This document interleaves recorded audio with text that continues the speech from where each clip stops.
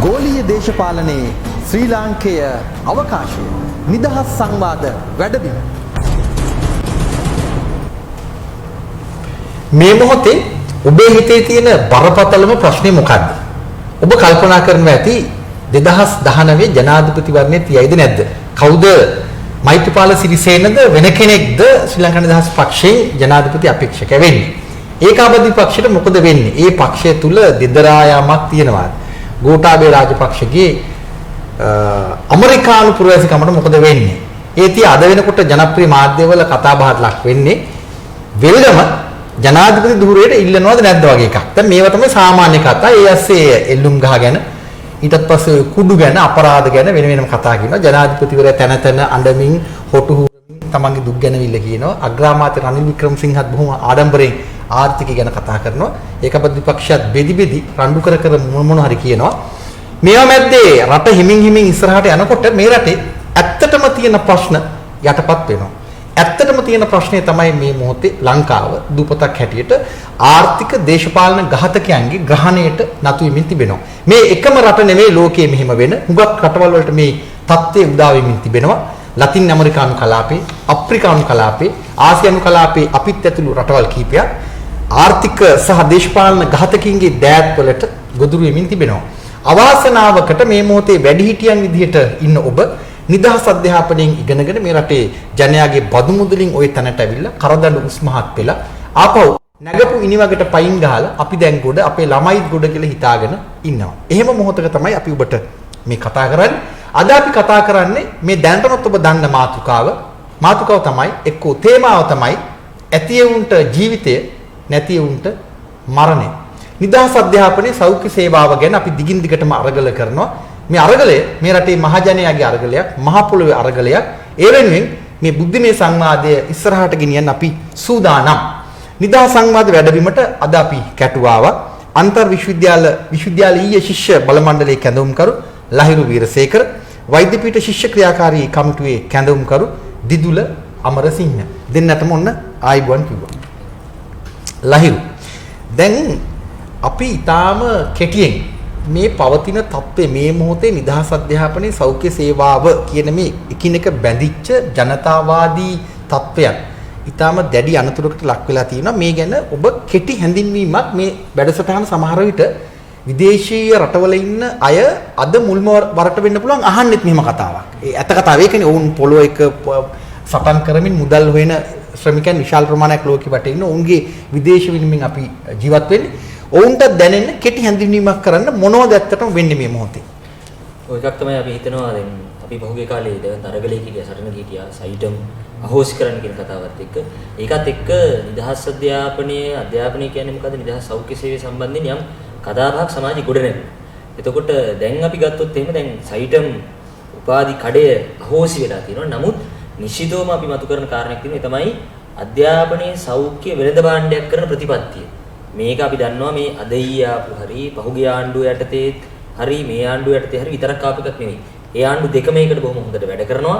ඒ වගේම තමයි අපි දන්නවා 1977 වගේ කාලවකවානුවකදී විවෘත ආර්ථික ප්‍රතිපත්තිය ඇවිල්ලා අධ්‍යාපනයේ සෞඛ්‍ය කියන සමාජ අයිතීන් දෙක. අපි හිතනවා අධ්‍යාපනයේ සෞඛ්‍ය කියනවා වගේම ප්‍රවාහණය වගේම ඕනම ශිෂ්ට සම්පන්න සමාජයක ඉදිරි පැවැත්ම සඳහා සුබ සාධනයන් විදිහට අයිතියක් විදිහට විශේෂයෙන් අයිතියක් විදිහට තියෙනවා. නමුත් අර විවෘතාර්ථික ප්‍රතිපත්තිය එනවත් එක්කම මේ අධ්‍යාපන සෞඛ්‍ය වගේ ඒවා වෙළඳපළට දැම්මා. කියන්නේ සාමාන්‍ය මේ ලාභ උදෙසා විකිනෙන භාණ්ඩ බවට පත් කරා. මොකද ඒකට ලොකු වෙළඳපළක් තිබුණා. කියන්නේ දැන් හිතන්න මිනිහෙක් ඉගෙන ගන්න එකෙන් තමයි මිනිහෙක් ශිෂ්ට සම්පන්න බවට පත් වෙන්නේ. ඒකට හැමෝම කැමති.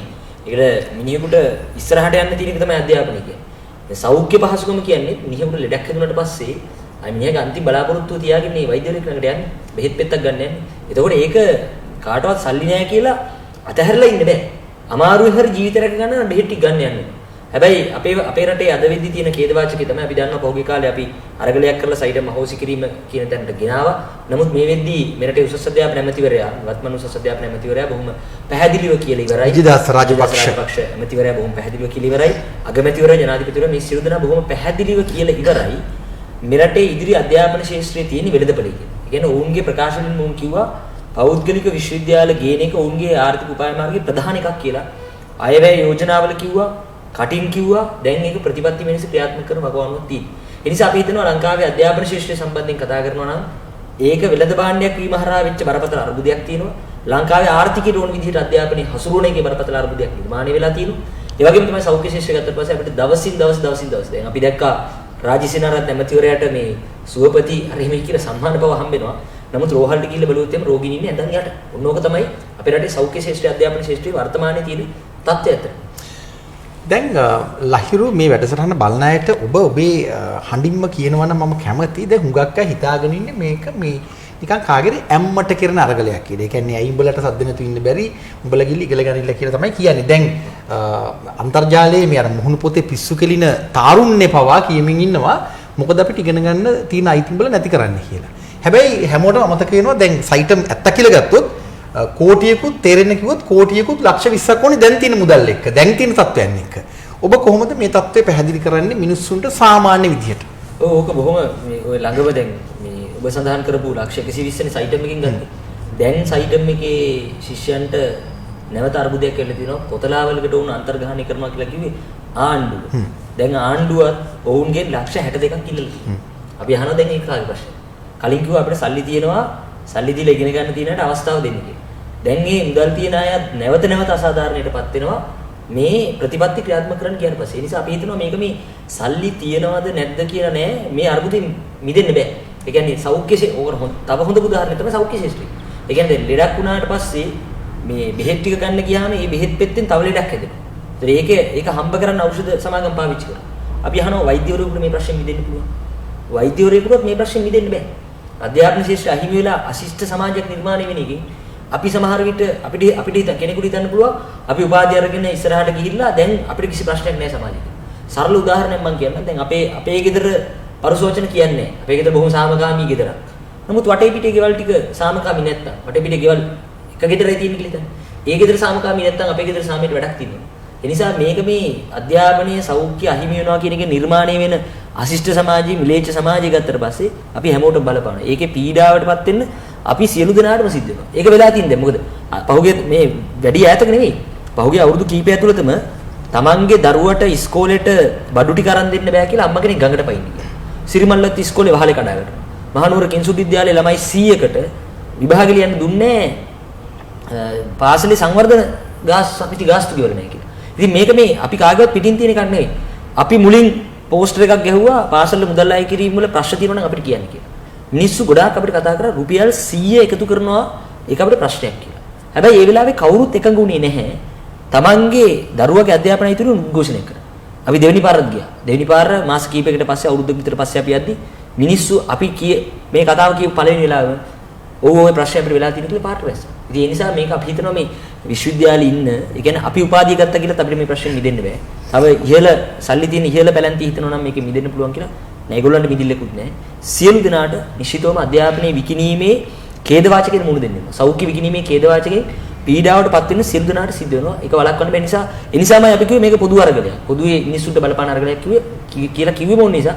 දැන් මේක අපි හිතනවා සයිටම් ශිෂ්‍යෝ, දෙමාපියෝ නැවත වරවතත් අසාධාරණයටපත් වෙලා ඒක මුක්ති විඳින්න ඕන. මොකද නිවිල් ප්‍රනාන්දුට දීපු සල්ලි ලක්ෂ ගානකට මොකද උනේ කියලා දැන් ආණ්ඩුව හොයනවා. අපි අහනවා අර කඳුළු සලපු ජනාධිපතිවරයා ඔහු බොහොම පැහැදිලිව සයිටම් ශිෂ්‍යයන්ට කිව්වා ඔබ හින්දා මම බොහොම මේ දරුණු විදියට බැනුම් ඇහුවා ඔබට අසාධාරණයක් වෙන්න මම ඉඩ දුන්නේ නැහැ කියලා. නමුත් අපි අහනවා දැන් මේ කොතලාවලකින් කරන අසාධාරණේ පෙනීන්න ලෑස්තිද? අපි කියන ඒක අවුරුත් පෙනීන්න ලෑස්ති නේ. දැන් ඒත් එක්කම මේ මොහොත වෙනකොට ශ්‍රී ලංකා වෛද්‍ය සභාවේ හිටපු සභාපතිවරයා මහාචාර්ය කොල්වින් ගුණරත්න 2018 අගෝස්තු 3 වෙනිදා මාධ්‍ය සාකච්ඡාවක් තියලා ඔහු ඉල්ලා අසුන් බව කියනවා. දැන් ඔබට ශ්‍රී ලංකා වෛද්‍ය සභාව කිව්වහම හිතෙනවා ඇති මේ මොන මගුල්ද කියලා. මිනිස්සු අහන්නේ එහෙම තමයි අපිට මෙච්චර ප්‍රශ්න දෙන්නේ මොකද්ද ඔය ඇති වැඩේ කියලා. එහෙම තමයි ලයිරු මිනිස්සු හිතන්නේ පොදු තත්ත්වය. දැන් ශ්‍රී ලංකා වෛද්‍ය සභාව තමයි ලංකාවේ මේ සෞඛ්‍ය සේවාව වෛද්‍ය සේවාව නියාමනය කරන එහි ප්‍රමිතිය බලන එහි උඩම තියෙන ඇපෙක්ස් බොඩි එක. ඒ තමයි උඩම තියෙන සම්පූර්ණ අධිකාරී බලයේ තියෙන ආයතනය. ඇත්තටම මේ ආයතනයට මොකද්ද වෙන්නේ යන්නේ කියලා බලන්න අපි ඔබට මොහොතකට අහන්න සලස්වනවා කොල්වින් ගුණරත්න මහාචාර්යවරයා 2018 අගෝස්තු 3 වෙනිදා මාධ්‍ය සාකච්ඡාවක් කියලා මේ කියන කතාව අහලා බලන්න කියලා. මෙන්න මහාචාර්ය කොල්වින් ගුණරත්න. මේකේ වයස කවුරුද දන්නවද මේ ඇක්ට් එකේ? අවුරුදු 80යි. මේක කෞතුක වස්තුවක්. මේක පරමාර්ථය අපේ රටේ ජනතාවගේ ආරක්ෂාවට. මෙන්න මේක වෙන්නේ නැත්තේ පනතේ තියෙන අඩුපාඩු නිසා. 25 දෙනෙක් ඉන්නවා සමාජිකත්වය. ඒකෙන් 16ක් තුනෙන් දෙකක් වෛද්‍යවරුන්ව ආරක්ෂා කරන්න පැමිණලා තියෙන කට්ටිය. නමුත් මේකේ ඔබ්ජෙක්ටිව් එක රෝගීන් ආරක්ෂා කරන්නයි. SLMC එකට එනවා රෝගීන්ගේ දුක් ගැනවිලි. වරදක් සිදු වෙලා තියෙනවා නම් ශ්‍රී ලංකා මෙඩිකල් කවුන්සිල් එකට පුළුවන් කෝට් ඔෆ් ඉන්ක්වයරි එකක් තියන්න. මෙතන ඉන්න ජූරි සභාව ඔක්කොම වෛද්‍යවරු. මේකේ යුක්තියක් තියෙනවා නම් මට කියන්න. මම අර ලියුම ආයෙ ඉල්ලාස් කරගන්නවා.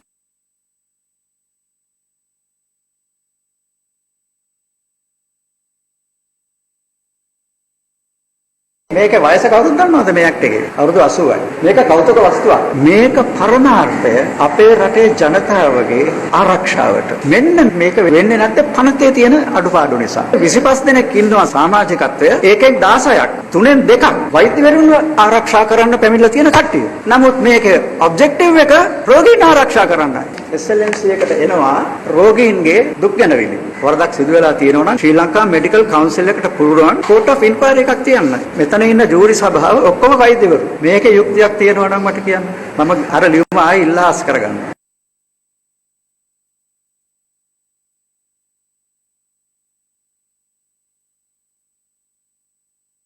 මේකේ වයස කවුරුද දන්නවද මේ ඇක්ට් එකේ? අවුරුදු 80යි. මේක කෞතුක වස්තුවක්. මේක පරමාර්ථය අපේ රටේ ජනතාවගේ ආරක්ෂාවට. මෙන්න මේක වෙන්නේ නැත්තේ පනතේ තියෙන අඩුපාඩු නිසා. 25 දෙනෙක් ඉන්නවා සමාජිකත්වය. ඒකෙන් 16ක් තුනෙන් දෙකක් වෛද්‍යවරුන්ව ආරක්ෂා කරන්න පැමිණලා තියෙන කට්ටිය. නමුත් මේකේ ඔබ්ජෙක්ටිව් එක රෝගීන් ආරක්ෂා කරන්නයි.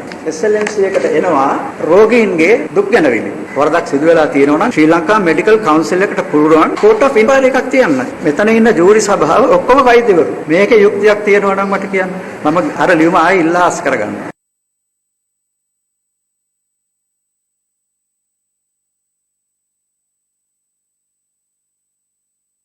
මේකේ වයස කවුරුද දන්නවද මේ ඇක්ට් එකේ? අවුරුදු 80යි. මේක කෞතුක වස්තුවක්. මේක පරමාර්ථය අපේ රටේ ජනතාවගේ ආරක්ෂාවට. මෙන්න මේක වෙන්නේ නැත්තේ පනතේ තියෙන අඩුපාඩු නිසා. 25 දෙනෙක් ඉන්නවා සමාජිකත්වය. ඒකෙන් 16ක් තුනෙන් දෙකක් වෛද්‍යවරුන්ව ආරක්ෂා කරන්න පැමිණලා තියෙන කට්ටිය. නමුත් මේකේ ඔබ්ජෙක්ටිව් එක රෝගීන් ආරක්ෂා කරන්නයි.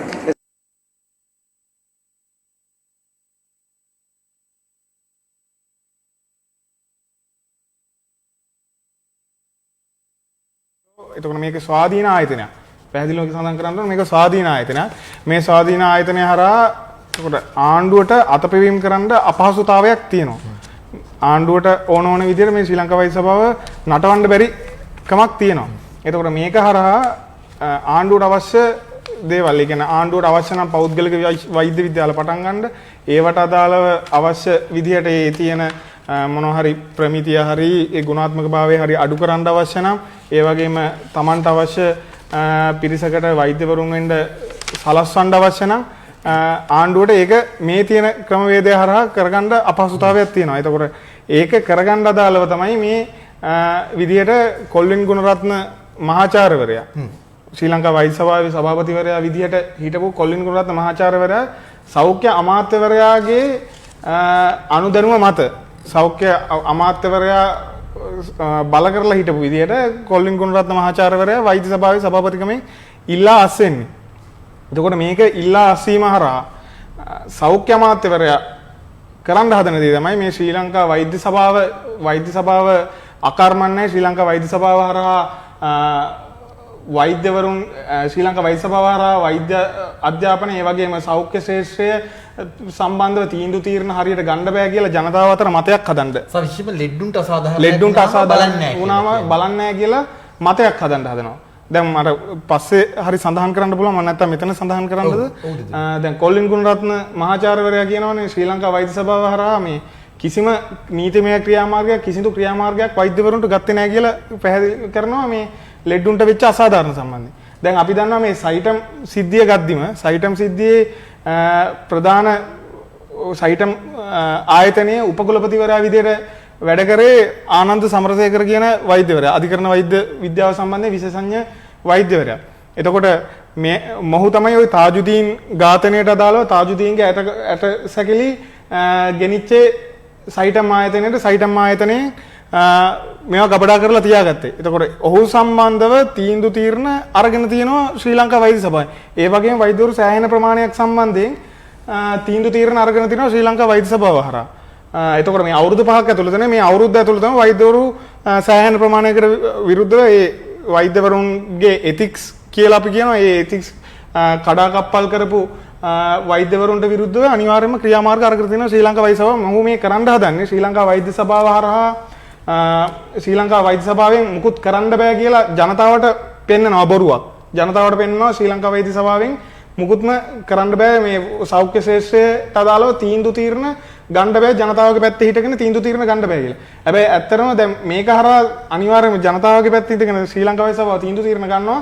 දැන් මොවුන්ට අවශ්‍යයි ඔවුන්ගේ අර ඉදිරි ක්‍රියාපිළිවෙල ගෙනියන්න. ඒ කියන්නේ අධ්‍යාපන පෞද්ගලීකරණය සම්බන්ධයෙන් සහ සෞඛ්‍ය පෞද්ගලීකරණය සම්බන්ධයෙන් සහ ඒකට අදාළ ප්‍රතිපාදන වෙන් කිරීම සම්බන්ධයෙන් වෙන් කිරීම අඩු කිරීම සම්බන්ධයෙන් තීන්දුව తీරන ගැනීමට අවශ්‍යයි. එතකොට ඒක සම්බන්ධයෙන් තමයි ඔවුන් මේ ජනතාවට වැරදි චිත්‍රයක් පෙන්වනවා ශ්‍රී ලංකා වෛද්‍ය සභාව ගැන. එතකොට වෛද්‍යවරුන් ගැනත් වැරදි චිත්‍රයක් පෙන්වනවා. වැරදි චිත්‍රයක් පෙන්වලා ජනතාව අතරින්ම එතකොට දැන් අපි ජනතාවට ගිහිල්ලා කිව්වට පස්සේ මේක මෙහෙම ප්‍රශ්නයක් තියෙනවා කියලා එතකොට ජනතාව විසින්ම ප්‍රතික්ෂේප කරන තත්ත්වයට පත් කරන්න තමයි මේ හදන්නේ. මේක ආණ්ඩුවේ කුමන්ත්‍රණයක්. පැහැදිලිව මේක ඒ අතරේ කියන්නත් ඕනේ මේ ලහිරු දැන් කවුරු හරි කියනවා නම් විශේෂයෙන් මේ කොල්වින් ගුණරත්න කියනවා නම් මේ ලෙඩුන්ට අසාධාරණයක් වෙලා ඒකට මොකක් හරි කරන්න ඕන කියලා මං හිතන්නේ මිනිස්සු පෙරලි hina වෙයි. හේතුව තමයි දැන් මේ සංවර්ධනයේ අවතැන් වෙච්ච මිනිස්සු වන්දිල්ලද්දි ගාලා බෙල්ල මිරිකලා පාගලා පොලිසියට ගෙනිනවා. එහෙමනේ දැන් තියෙන ඇත්ත කතාව.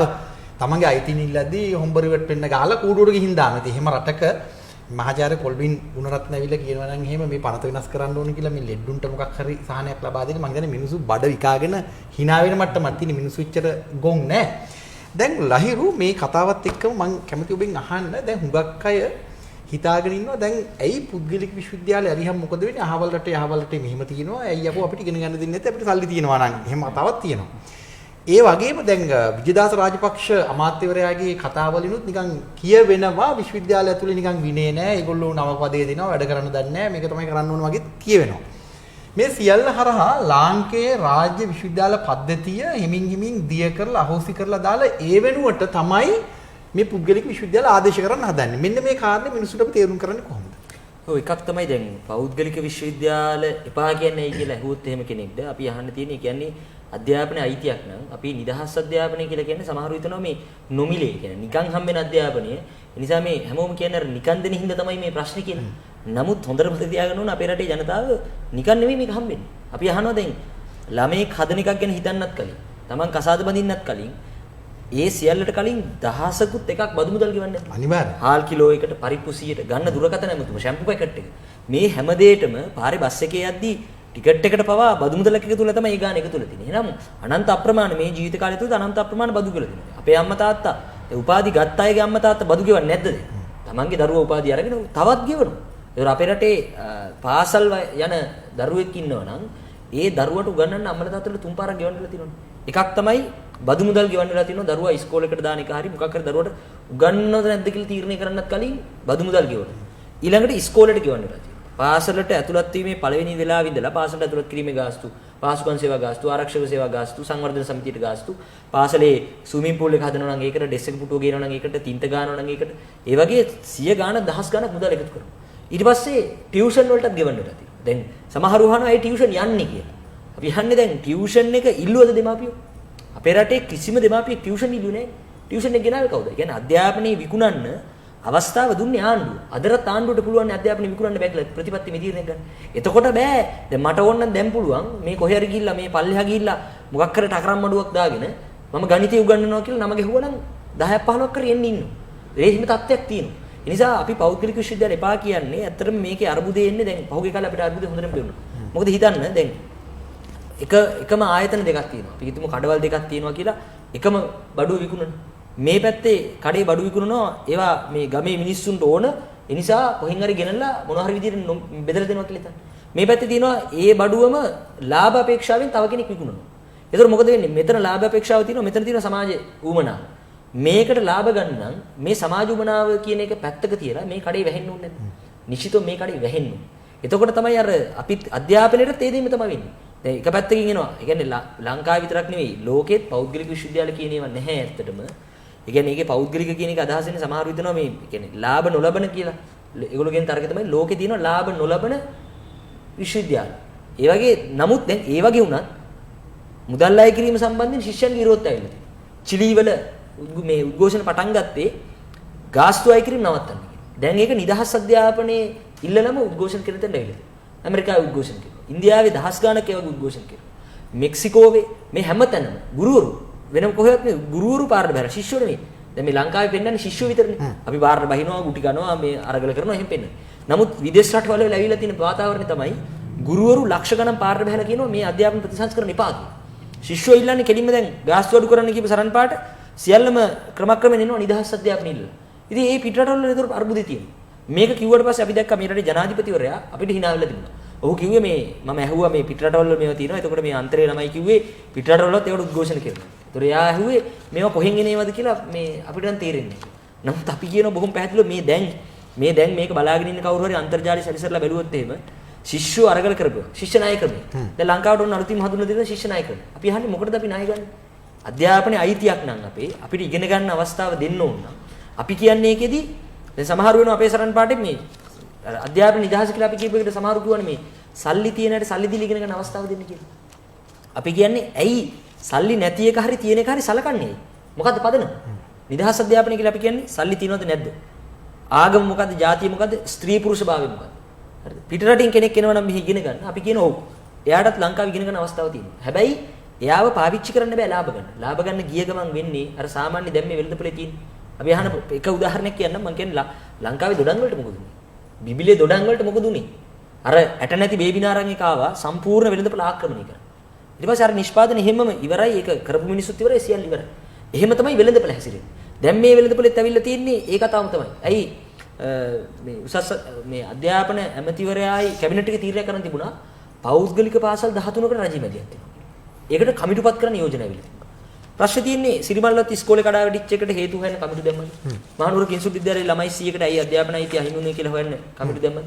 එකක්වත් නැහැ. මේ වෙද්දි සමාජ ජාල වෙබ් අඩවිවල ඕන තරම් යනවා පොල්ලතු මඩුවල ඉස්කෝලේ තියෙන.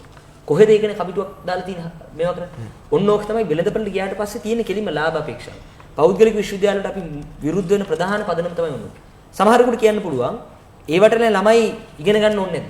නේ අපි අදත් කියනවා ඒ සියලු දෙනාගේ අධ්‍යාපන අයිතිය ආරක්ෂා වෙන්නේ නිදහස් අධ්‍යාපන සටහන් පාඩේ. ඒක ආරක්ෂා වුණොත් ඉතින්. මොකද සල්ලි තියන අයට සල්ලි දීලා ඉගෙන ගන්න දෙන්න කියලා බොහොම පහසුවෙන් අපිට කියන්න පුළුවන්. නමුත් එතන තියෙන්නේ මේ විශ්වවිද්‍යාලයේ එන්න බැරි වෙච්ච ලකුණු එකක් දෙකක් අඩු වෙච්ච ළමයාගේට අධ්‍යාපනය ලබා දීමේ අරමුණද නැත්නම් ඒ ළමයි ටික පාවිච්චි කරලා දහස් ගණන් මුදල් හොයන උමනාවද කියලා අපි හිතන්නේ. දහස් ගණන් මුදල් හොයන උමනාවට ගිය ගමන් වෙන්නේ මේ රාජ්‍ය විශ්වවිද්‍යාල පද්ධතිය වැටෙන්න සලස්වන්න වෙනවා. දැනටත් ඒක වෙලා තියෙන්නේ. 2020 වෙනකල් නිශ්චිතවම 2020 වෙනකල් කිසිම ප්‍රතිපාදනයක් විශ්වවිද්‍යාලවලට වෙන් කරන්නේ නැහැ කියලා විශ්වවිද්‍යාල ප්‍රතිපාදන කොමිසමෙන් කියලා තියෙනවා. දැන් උපකුලපතිලා ඒක ප්‍රසිද්ධියේ කිව්වා. ඊළඟ කාරණේ තමයි දැන් විශ්වවිද්‍යාලවලින් සල්ලි හොයන්න කියලා තියෙනවා. ඒකට තමයි සම්පූර්ණ ඉලක්කය හැදෙන්නේ. ඒතකොට හිතන්නේ මේ සල්ලි හොයාගන්න බැරි විශ්වවිද්‍යාලවලට මොකද වෙන්නේ? අපි අහනවා රජරට, සබරගමු, රුහුණ, අග්නිදිග, නැගෙනහිර මේ විශ්වවිද්‍යාලවලට ජල පහසුකම් නැතුව විශ්වවිද්‍යාල වහනවා සමහරවිට. ගම් වතුර කාලේට සමහර ඒවා ගම් වතුර ගහලා වහනවා. වැස්ස නැති කාලේට වතුර නැති හින්දා වහනවා. ඔන්න ජාතික විශ්වවිද්‍යාල පද්ධතිය. ඒ ඩෙන්ගු උදුරින්ද තහුවා. ඩෙන්ගු තියෙනවා කියලා වහන විශ්වවිද්‍යාලය. විශ්වවිද්‍යාලය එහෙම වහන. ඒ කියන්නේ පොඩි ප්‍රශ්නයක් ආවොත් විශ්වවිද්‍යාල වහලා දානවා. ඒකල ඒගොල්ලෝ කියන්නේ දැන් මේ ඇත්ත සිද්ධියක් තියෙනවා. අපිට මේ තොරතුරු කෙලින්ම සහෝදරයෙක් අපේ ඔය මේ අපේ Facebook ගිණුමට වෙලා තිබුණු තොරතුරක්. එයා ගිහිලා තියෙනවා එයාගේ ප්‍රතිඵල වැරදිලා. ඒ කියන්නේ එයාගේ ඉල්ලුම් පත්‍රයේ යම් දෝෂයක් වෙලා එයාට ජාතික විශ්වවිද්‍යාල පද්ධතියට එන්න බැරි වෙනවා. ඒතකොට ඒ බැරි වෙන හේතුව ඇත්තටම එයාට මේ එයාගේ අදක්ෂකමක් නෙමෙයි. නමුත් විශ්වවිද්‍යාල ප්‍රතිපාදන කොමිෂන් සභාවට ගියාට පස්සේ එයාට දීලා තියෙන උත්තරේ තමයි ඔයාට ආයේ ලංකාවේ රජයේ විශ්වවිද්‍යාලයට එන්න බෑ. ඒ නිසා ඔයා කරන්න ඕන වැඩේ තමයි මෙන්න ඔහුට ඉදිරිපත් කරලා තියෙන පෞද්ගලික විශ්වවිද්‍යාල මේ ලිස්ට් එක. ඒතකොට ඒ ලිස්ට් එකේ තියෙන විශ්වවිද්‍යාලය තෝරගත්තොත් ඔහුට අමාත්‍යාංශයෙන්ම මැදිහත් වෙලා දෙනවා ලක්ෂ 8ක ණයක්. මේ ණය දෙන්නේ මුලින්ම පොලි දැනට මේ ණය දෙන්නේ පොලි රහිත. ඉතින් අපි හිතනවා දැන් ගොඩාක් අය හිතනවා අනේ හොඳයිනේ පොලි රහිතව ණය දෙනවා කියලා. අපි අහන්නේ ලක්ෂ 8ට වඩා ඒ සහෝදරයාගේ අම්මා තාත්තා මෙරටේ මිනිස්සු ඒ සහෝදරයාගේ අධ්‍යාපන වෙනුවෙන් ලක්ෂ ගාණක් ගෙවලා තියෙද්දි ආණ්ඩුව අපිට තව ණයක් දෙනවා. එයාලා දෙනවා වගේ. ඒ කියන්නේ එයාලගේ සල්ලි දැන් මෛත්‍රීපාල සිරිසේන මහත්තයා හරි රනිල් වික්‍රමසිංහ මහත්තයා හරි ගෙදර ගොස්තිලා අපිට දෙනවා වගේ තමයි මේක පේන්නේ. හරි නමුත් ඇත්ත කතාව තියෙන්නේ දැන් මේ ශිෂ්‍ය ණය ක්‍රමය කියන්නේ ලෝකේ ප්‍රතික්ෂේප වෙච්ච. ලෝකේ රටවල් ගණනාවක ප්‍රතික්ෂේප වෙච්ච ක්‍රමයක් තමයි ශිෂ්‍ය නායකකම. මොකද මේක මෙහෙම තියන්නේ නැහැ. මේ පොලිය නිකන් පොලිය නැතුව අපිට නිකන් ණය දෙන එක දිගටම කරන්න බෑ. ඊළඟට එනවා ඔකට 100ට 1 100 2 103. ඔහොම පොලියනේ. විශ්වවිද්‍යාලවල ඊළඟට ඇවිල්ලා එනවා එකක්. අයවැය යෝජනාවක් තිබුණා රෝහල් වලට බිලක් දෙනවා වගේම උපාධිය සම්පූර්ණ කරන්න කොච්චර ගාණක් වෙනවද කියලා රිසිට් එකක් දෙනවා. ඒ රිසිට් එක දෙන්නේ නිකන් නෙමෙයි ඒක දෙන්නේ. ඒක දෙන්නේ ඊළඟ වෙලාවේ උපාධිය ගන්න නම් දැනටත් කාමරයක පුටුවක් කරනොත් කාමරේ ඉන්න 6 දෙනාගෙම දඩ ගන්නවා. ඒක පුටු තව 6ක් ගන්න පුළුවන් විදිහට දඩේ ගහන්න. නැත්තම් උපාධි සාතිකෙ දෙන්නේ. ඊළඟට වෙන්නේ අර බිලට 105ක් ගෙවන්න. 10ක් ගෙවන්න කියලා. රෝහල් වල ඉස්සරහට නිශ්චිතව මේක වෙනවා. රෝහල් වල පෝලිං අරන් බලන්න බෙහෙත් ගන්න. කීයෙන් කී දෙනාට රෝහල් වල බෙහෙත් ගන්න පුළුවන්. නිරන්තරයෙන් ඊට පස්සේ වෙන්නේ රෝහල් ඉදිරිපිටම තියෙනවා. පෞද්ගලික බෙහෙත් ශාලාව ඒකට යන්න වෙනවා. ඉතින් මේ ජාතික විශ්වවිද්‍යාල පද්ධතිය, ජාතික පාසල් පද්ධතිය මේ සියල්ලට වෙන්න නියමිත ඉරණමත් අන්න ඒක තමයි. දැන් ඔබ මතක තියාගන්න මේ මොහොතේ ලංකාවේ මේ නිදහස් අධ්‍යාපනයේ විශේෂම සෞඛ්‍ය සේවාව මේ මුදලාලීකරණය කරන්න සම්බන්ධ වෙලා ඉන්න අය අති බහුතරයක් නෙවෙයි ඔක්කොටම ඔය කියන විදිහේ ව්‍යාපාර තියෙනවා. විවිධ විදිහට මේ සෞඛ්‍ය ක්ෂේත්‍ර සම්බන්ධ පුද්ගලික ව්‍යාපාර වලට උන් සම්බන්ධයි. ඒ නම් එක්ක උන්ගේ කතා හොයලා බලන්න. දිදුල ඒ අතරේ දැන් සයිටම් සිද්ධියත් එක්ක ආපු එක ප්‍රශ්නයක් තමයි මේ සුදුසුකම් පිළිබඳ ප්‍රශ්නේ. දැන් හැමෝම අහන එක තමයි ඕන එකෙකුට ඉංජිනේරුවෙක් වෙන්න පුළුවන් නම් ඕන එකෙකුට අහවලෙක් වෙන්න පුළුවන් නම් මොකද ඕන එකෙකුට වෛද්‍යවරයෙක් වෙන්න බැරි වගේ ප්‍රශ්නයක් අහනවා. දැන් මේක ලෝකේ කිසිම රටක අහන්න නැති ප්‍රශ්නයක්. වෛද්‍ය වෘත්තිය කියන්නේ වෙනම තලයක ජීවිතය පිළිබඳ ප්‍රශ්නයක්. දැන් ඔබ වෛද්‍ය ශිෂ්‍යෙක් හැටියට කොහොමද කියවගන්නේ? දැන් මේ ඕනම එකෙකුට ඕන ගුණයකට වෛද්‍යවරයෙක් වෙන්න පුළුවන්. කෙටියෙන් අහුවොත්. මෙහෙමනේ දැන් අපි කතාව හදාගෙන තියෙන්නේ. ඕන ගුණයකට වෛද්‍යවරයෙක් වෙන්න පුළුවන්. ඔව්. දැන් අපි පැහැදිලිවම මුලින්ම සඳහන් කරන්න ඕන අපි සයිටම් සටන කරගෙන ගියේ කොහොමද? සයිටම් සටනේ අපි සටන් පාඩේ තේරුවේ කොහොමද කියන එක මුලින් පැහැදිලි කරන්න ඕන. අපි සයිටම් අහෝසි කරනු කියන සටන් පාඩේ ගත්තේ නිදහස් අධ්‍යාපනය කඩාකප්පල් වීම සම්බන්ධ ප්‍රශ්නේ තමයි අපි සයිටම් අහෝසි කරනු කියන සටන් පාඩේ ගත්තේ. කියන්නේ නිදහස් අධ්‍යාපනය මේ හරහා වෙනසෙනවා. මේ හරහා නිදහස් අධ්‍යාපනය දැන් රාජ්‍ය විශ්වවිද්‍යාල පද්ධතියට ප්‍රශ්න ප්‍රමාණයක් ඇති කරනවා අනිවාර්යයෙන්ම ආණ්ඩුව. ඊට පස්සේ පෞද්ගලික වෛද්‍ය විද්‍යාල මෙතන පටන් ගන්නවා. ඊට පස්සේ රජයේ විශ්වවිද්‍යාල තුලත් මුදල්ට උපාධි විකුණන්න පටන් ගන්නවා. මෙන්න මේ කාරණා එක්ක තමයි අපි පැහැදිලිවම උපාධි කඩවලට විරුද්ධව සටන ආරම්භ කරේ. එතකොට දැන් මේ වෙද්දිත් රජයේ විශ්වවිද්‍යාල වලට අදාළව දැන් මැදිහත් වීම කරගෙන යනවා. උපාධි විකුණන්න අදාළව මැදිහත් වීම කරගෙන යනවා ආණ්ඩුව විදියට දැන් ඒක කියලා තියෙන්නේ.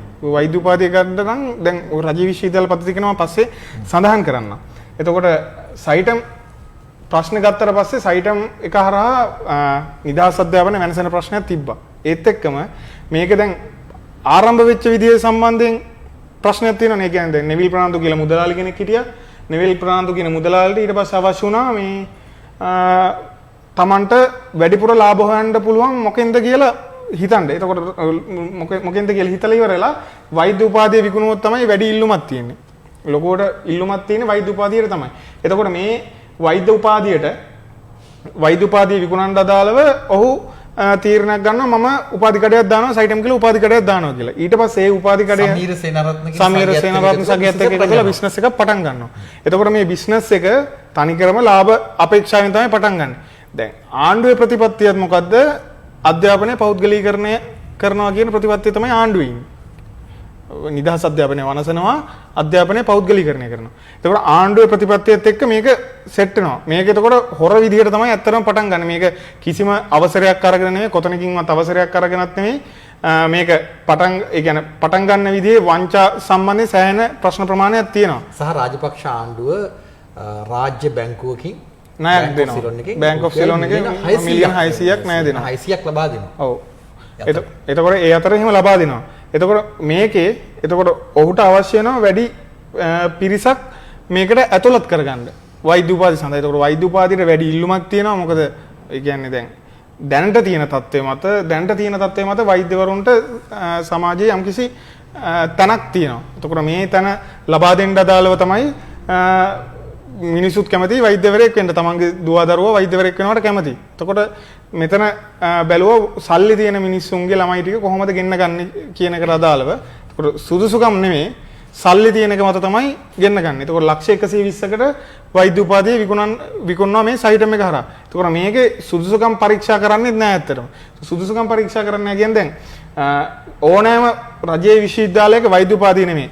ඕනෑම උපාධියක් විද්‍යාව වේවා සමසෞඛ්‍ය වේවා අනිකුත් ඕනෑම උපාධියක් සඳහා අවම සුදුසුකම වෙන්නේ අපොසු උසස් පෙළ සඳහා සාමාන්‍ය සාමර්ථ්‍ය 3ක් ලබා ගන්න එක. එතකොට ඒකෙනුත් දැන් සාමාන්‍ය සාමර්ථ්‍ය 3ක් ලබා ගත්තට ඒ ශිෂ්‍යයෙකුට රජයේ විශ්වවිද්‍යාල පද්ධතියකට ඇතුළත් වෙන්න විදියක් නැහැ. රජයේ විශ්වවිද්‍යාල පද්ධතිය එච්චර පුළුල් වෙලා නැහැ.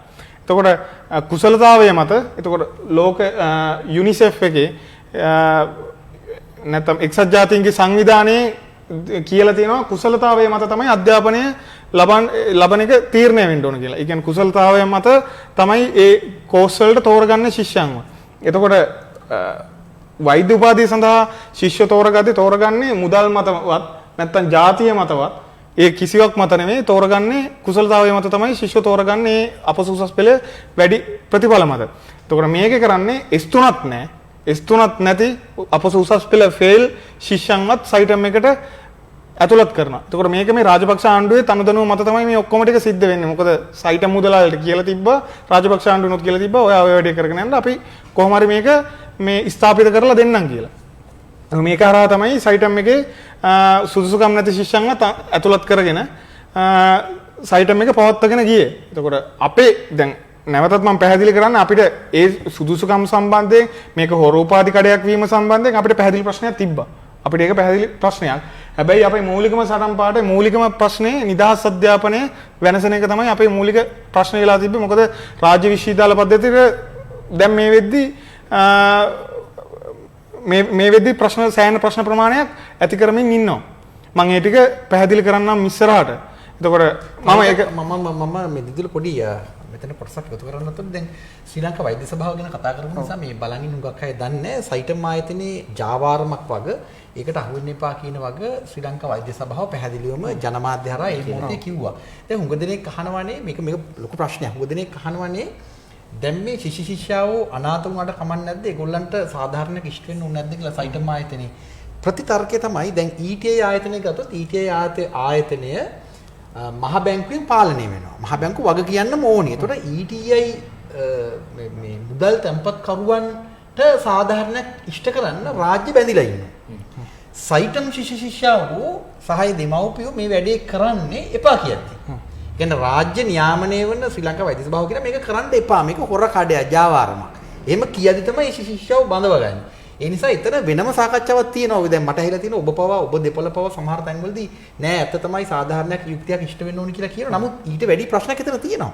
ඔය ඒක මෙහෙම පැහැදිලි කිරීමකුත් තියෙනවා තමයි. ඒ කියන්නේ එකක් දැන් මේ දෙමාපියන්ට අදාළව ගත්තොත් එහෙම දැන් හිතන්නකෝ ඒගොල්ලන්ට ඇත්තටම ආණ්ඩුව පැත්තෙන් දීපු තක්සේරුවක් තියෙනවා. ඒ කියන්නේ ආණ්ඩුව සයිටම් ප්‍රශ්නේදී ඇත්තටම වැඩ කරේ වෛද්‍ය සභාවෙන් එන නිර්දේශ වෛද්‍ය පීඨාධිපතිවරු කියපුවා විශ්වවිද්‍යාල ආචාර්යවරු කියපුවා ශිෂ්‍යෝ විදිහට අපි කියපුවා මේ කිසි එකක් නොසලකා තමයි ආණ්ඩුව දෙකම වැඩ කරේ. ඒ නිසා මේ දෙමාපියන්ට සහ ශිෂ්‍යයන්ට තිබුණ තක්සේරුවක්, ඒ කියන්නේ ඒගොල්ලෝ දීලා තිබුණ එකක් අපි වැඩේ කරනවා. ඒ කියන්නේ රාජ්‍ය සේනාරත්න දැන් නඩුවක් තියෙනවනේ තාම. නඩුව තියෙන්නේ ඇත්තටම ඒක මේ ළමෙක් දාපු නඩුවක් නෙමෙයි. ඒකේ හිටියා වග උත්තරකාරෝ 6 දෙනෙක් හිටියේ සෞඛ්‍ය අමාත්‍යාංශයේ සෞඛ්‍ය අමාත්‍යාංශ ලේකම්, උසස් අධ්‍යාපන ඇමති, ඒකේ ලේකම්, වෛද්‍ය සභාවේ සභාපති, වෛද්‍ය සභාව මේවා තමයි තිබුණේ. නමුත් අන්තිමට උනේ වෛද්‍ය සභාව තනියම ඉද්දි අර ඔක්කොම ගිහලා හිටගත්ත පැමිණිලිකාරගේ පැත්ත. ඒ කියන්නේ බොහොම නිශ්චිතයි ආණ්ඩුව රාජ්‍ය සේනාරත්න මැදිහත් වෙලා තමයි නඩුව දෙන්නේ. එතකොට ප්‍රශ්නේ තියෙන්නේ දැන් මේ ලෝකේ ප්‍රථම වතාවට ඔහොම නඩුවක් කතා කරලා තියෙන රාජ්‍යයක් යට. ඒක තමයි. එතකොට දැන් එකක් එන්නේ දැන් මේ ළමයින්ගේ අධ්‍යාපන අයිතිය සම්බන්ධයෙන් ආණ්ඩුවට වගවීමක් තියෙන්න පැත්තටම. දැන් වැඩේ වෙලා තියෙන්නේ ආණ්ඩුව ඒ වගවීම අරගෙනත් නැහැ. ඒ කියන්නේ ආණ්ඩුව තාමත් ඒ ළමයි පාවිච්චි කරනවා. දැන් කොතලාවට දැම්මට පස්සේ ලක්ෂ 62ක් ගන්නවා. ඒ කියන්නේ කතා කරන්න කවුරුත් නැහැ. ඒ නිසා එතන තියෙන කතාව තමයි අපි මතු කරපු කාරණේ. කියන්නේ මේ ළමයින්ට සාධාරණීකරණ කරන්න අපි විසඳුමක් කිව්වා. අපි කිව්වා වයඹ සබරගමුවට දාන්න කියලා. ඒ කියන්නේ වයඹ සබරගමුව දැන් මේ අවුරුද්දේ බදවා ගැනීම කරනවා. නමුත් අඩුපාඩු ගොඩාක් මැද්දේ හරි මේ අරගලේ ඇතුළෙම අපි සරන් පාඩ අරගෙන ආවා අලුතින් වෛද්‍ය පීඨ පටන් ගන්න කියලා. ඒතකොට සබරගමුවේ වෛද්‍ය පීඨේ එන්න තිබුණ එක ඇත්තටම මීට අවුරුදු 2007 එකමාරකට විතර කලින් තිබුණේ දෙකකට විතර කලින් අයින් කළා තිබුණේ. 2007 තමයි අපි මේ යෝජනාව දුන්නේ 2007 සබරගමුවේ මාස්ටර් ප්ලෑන් එකේ තියෙන වෛද්‍ය පීඨය. ඒක පස්සේ සමසෞඛ්‍ය විද්‍යාපීඨයක් බවට පත් වෙනවා වෛද්‍ය ශිෂ්‍ය බඳව ගන්න නැහැ කියලා තීරණය කළා. ඊට පස්සේ මේ අරගලේ ඇතුළේ තමයි නැවත තීරණය වෙන්නේ වයඹට සබරගමුවට වෛද්‍ය පීඨයක් දෙනවා කියලා.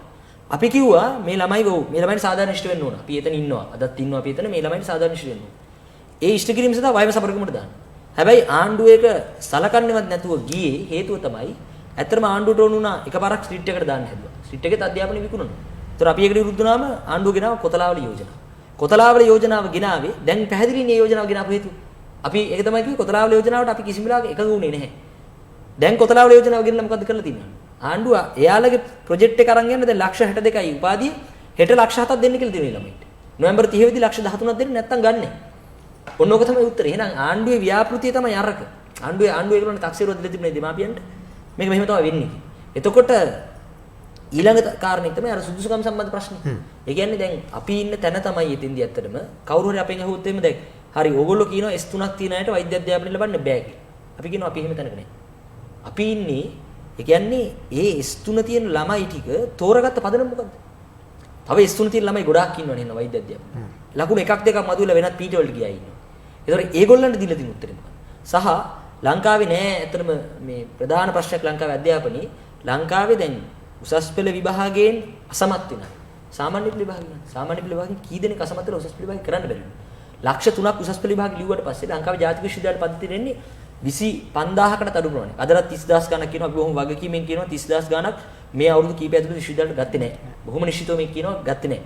එතකොට ඒ ප්‍රමාණය තමයි ජාතික විශ්වවිද්‍යාල පද්ධතියට එන්නේ. අනිත් අය මොකද කරන්නේ? අපි අන්න එක තමයි අපේ තර්කෙ තිබුණේ උසස් අධ්‍යාපන අවස්ථා පුළුල් කරන්න.